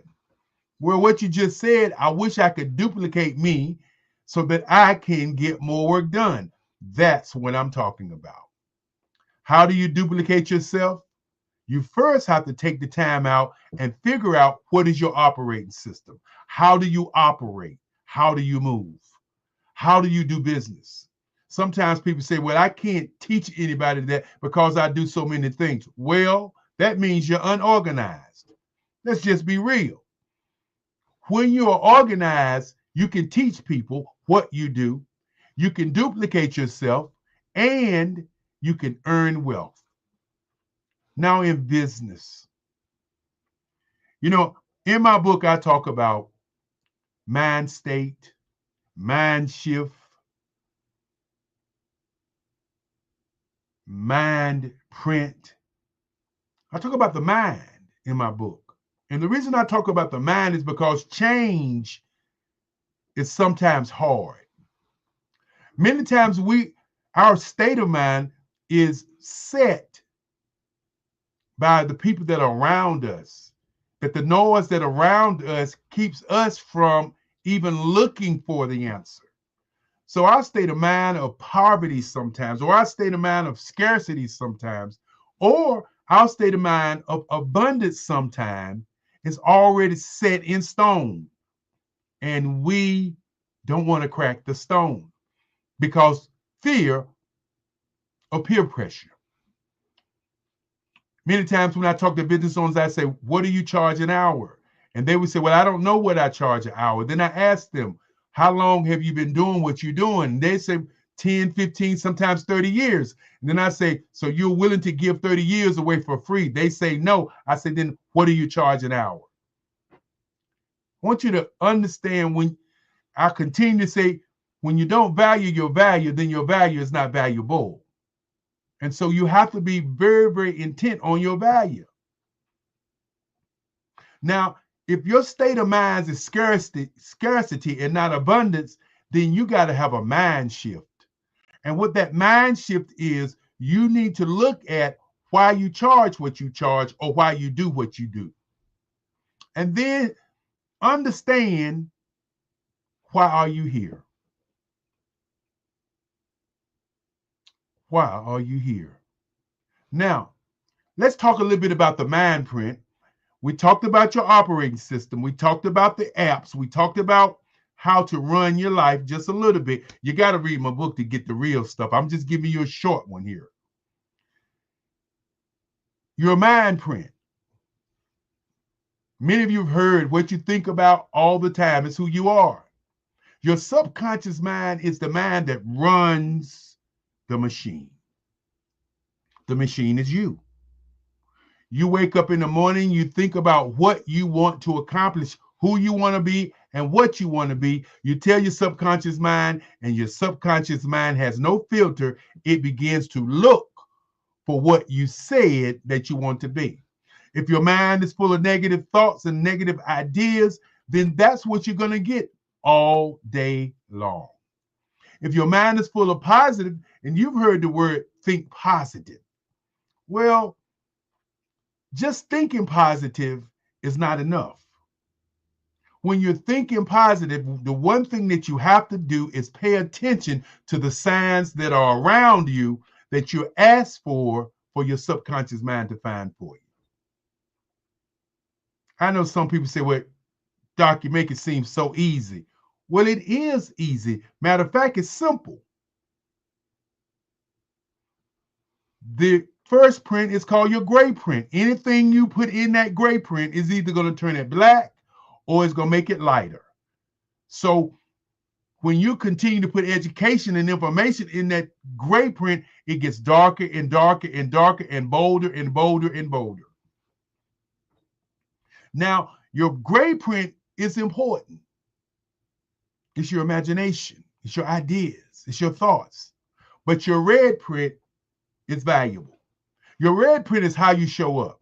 It's what you think about. It's how you respond to things that are happening to you in your life and in your world. It's, as my slogan says, what you're looking for is looking for you. It's what you see and how you respond to it. It's how you show up. It is what people believe when they see you and how you express yourself. Your red print is the lifeblood of who you are. But many of us start business and start our lives, and we don't look at the blueprint. And what is the blueprint, you might add? The blueprint of another business is, what is the business that's doing millions of dollars in your marketplace? What is their blueprint? Now, if you're matching your blueprint as a business owner to the blueprint of somebody else's, and you're sitting there and saying, well, I want to do it my way, then you're missing the point. Many times, the $1 million or $1 billion companies that are doing the same thing that you're doing, they have gone through the years of mistakes, so that they can become successful. So you have to look at what is their blueprint. I'm not saying you're going to change your style and you can't put your flavor in there, but you must look at what the blueprint is. Because if your blueprint is flawed, the next 10, 15, 20 years that you can be in business, making mistakes when the blueprint is right there in front of you. Many people would say, well, how do I get a multi-million-dollar blueprint? All you got to do is buy stock in their company, they'll send it to you. All you have to do is call them on the phone, ask them questions, they give you the answers. Remember, a question is never mad with an answer. An answer is never mad with a question. So your blueprint is essential to your success. Now, your mind print, in my book, talking about mind prints, your green print, that's how you make money. How do you really earn money? Many times we start a business and we think we're doing a great job because we're making some money, but why can't we be wealthy on our jobs? Well, we want to be rich. Rich people are loud, wealthy people are quiet. So think about that the next time you hear somebody talking about wealth. Now, your green print, after you understand your blueprint, is going to pretty much tell you what parts of your blueprint, that you want to use to earn wealth. I want you to take the time out in your business cycle, in your business, and think about these things.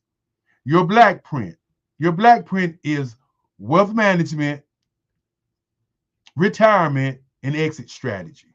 Does not necessarily mean that you're going to stop doing great things or start doing other things.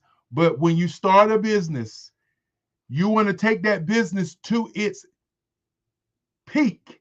And then you want to begin to look at what's the exit strategy.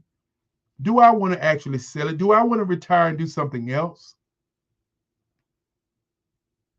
When we begin to think about the great people in this world, we have to think about the Madam C.J. Walkers. We have to think about the George Washington Carvers. We have to think about why they were successful. Madam C.J. Walker was successful because she duplicated her services across the world during a time when racism was at its height. And then you saying to me that you can't be successful today? When George Washington Carver duplicated the peanuts so many times with so many different products, he was the ultimate duplicator. I want you to think about duplicating your business today. I want you to think about it. Think about how can you duplicate your services? How can you duplicate you? This is a hard topic, a hard subject to talk about, because many times when I have this conversation, there's great pushback, because many times we don't want to sit down and look at our lives first, our personal first, and then look at our business. How can you be a great business when you're not a great person? How can you be a great business when you don't have the information? As I say many times, my great-grandfather said the number one thing to do is to think. Number 2 is to sell. Number 3 is research. Number 4 is energy. Number 5 is attitude. Number 6 is commitment. Shall I go on? When you hear the word a closed mouth don't get fed. Why is that such a powerful statement? Why is the statement what you're looking for is looking for you? If you're listening to me right now, you were looking for this conversation today. You didn't know you were going to get it, but you got it. The question is, what are you going to do with it? The Black Business Olympics, or the Black Business Network, is truly here for the business owner. We are sharing infomercials for each business owner to give us 40 minutes of their time to pitch their business to the globe. Many people would say, well, once I pitch, then what? How about pitching first? How about doing an infomercial first and then looking at what can I take that 40 minutes worth of my life and do with it? What can I take that 40-minute infomercial and do with it to earn me an income? When we begin to talk about the future, we're going to talk about cryptocurrency. We're going to talk about AI. We're going to talk about robots. We're going to talk about these things. But the question is not just talking about them. Let's invest time in these things. Let's invest time in AI. Let's invest time in technology. Let's invest time in your future. Many people say this AI is coming. No, it's here. Cryptocurrency is here. Where are you in that space? Robots are here taking jobs. And one of the things I want to say to you as you look at your past and look at your future and look at your today, that the past is always the what I could have, should have done. The future is always anxiety because we're thinking about what we can do in the future. But where is happiness? Happiness is the today, where you are right now, what you're about to do right now, the air that you're breathing right now is your happiness. What are you going to do with it? How are you going to use it? As we come close to a close, I want to say to each and every one, I want you to think about the things that I've said this evening. If you're a business owner out there and you want to connect globally, this is a possibility. If you're a business owner out there and you want to do great things, this is a possibility. But possibilities, like anything else, don't happen if you don't move on them. They don't happen if you don't do anything.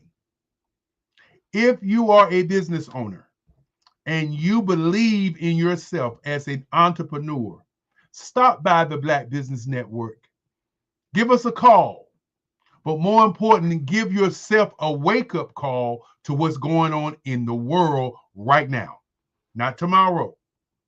On our network, we push back on talking about the sports of the day, the entertainment of the day, the churches of the day, the politics of the day, the gender of the day. And there's a reason for that.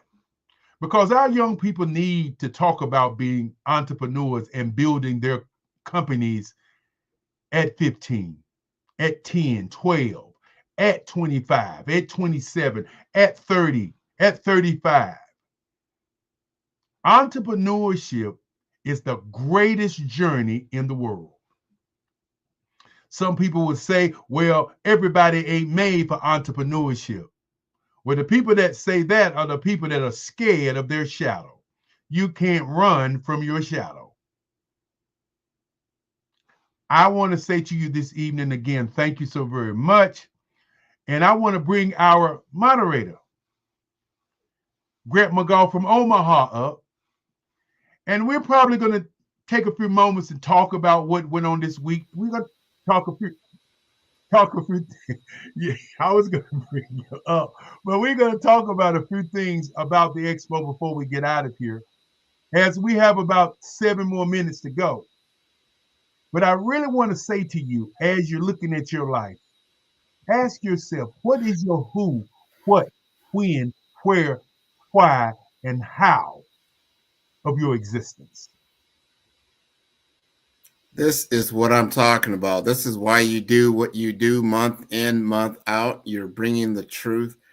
we're starting to understand. And I had this conversation with a group of high schoolers about 2 weeks ago, and having an opportunity to interview them and get an understanding of what they wanted to do.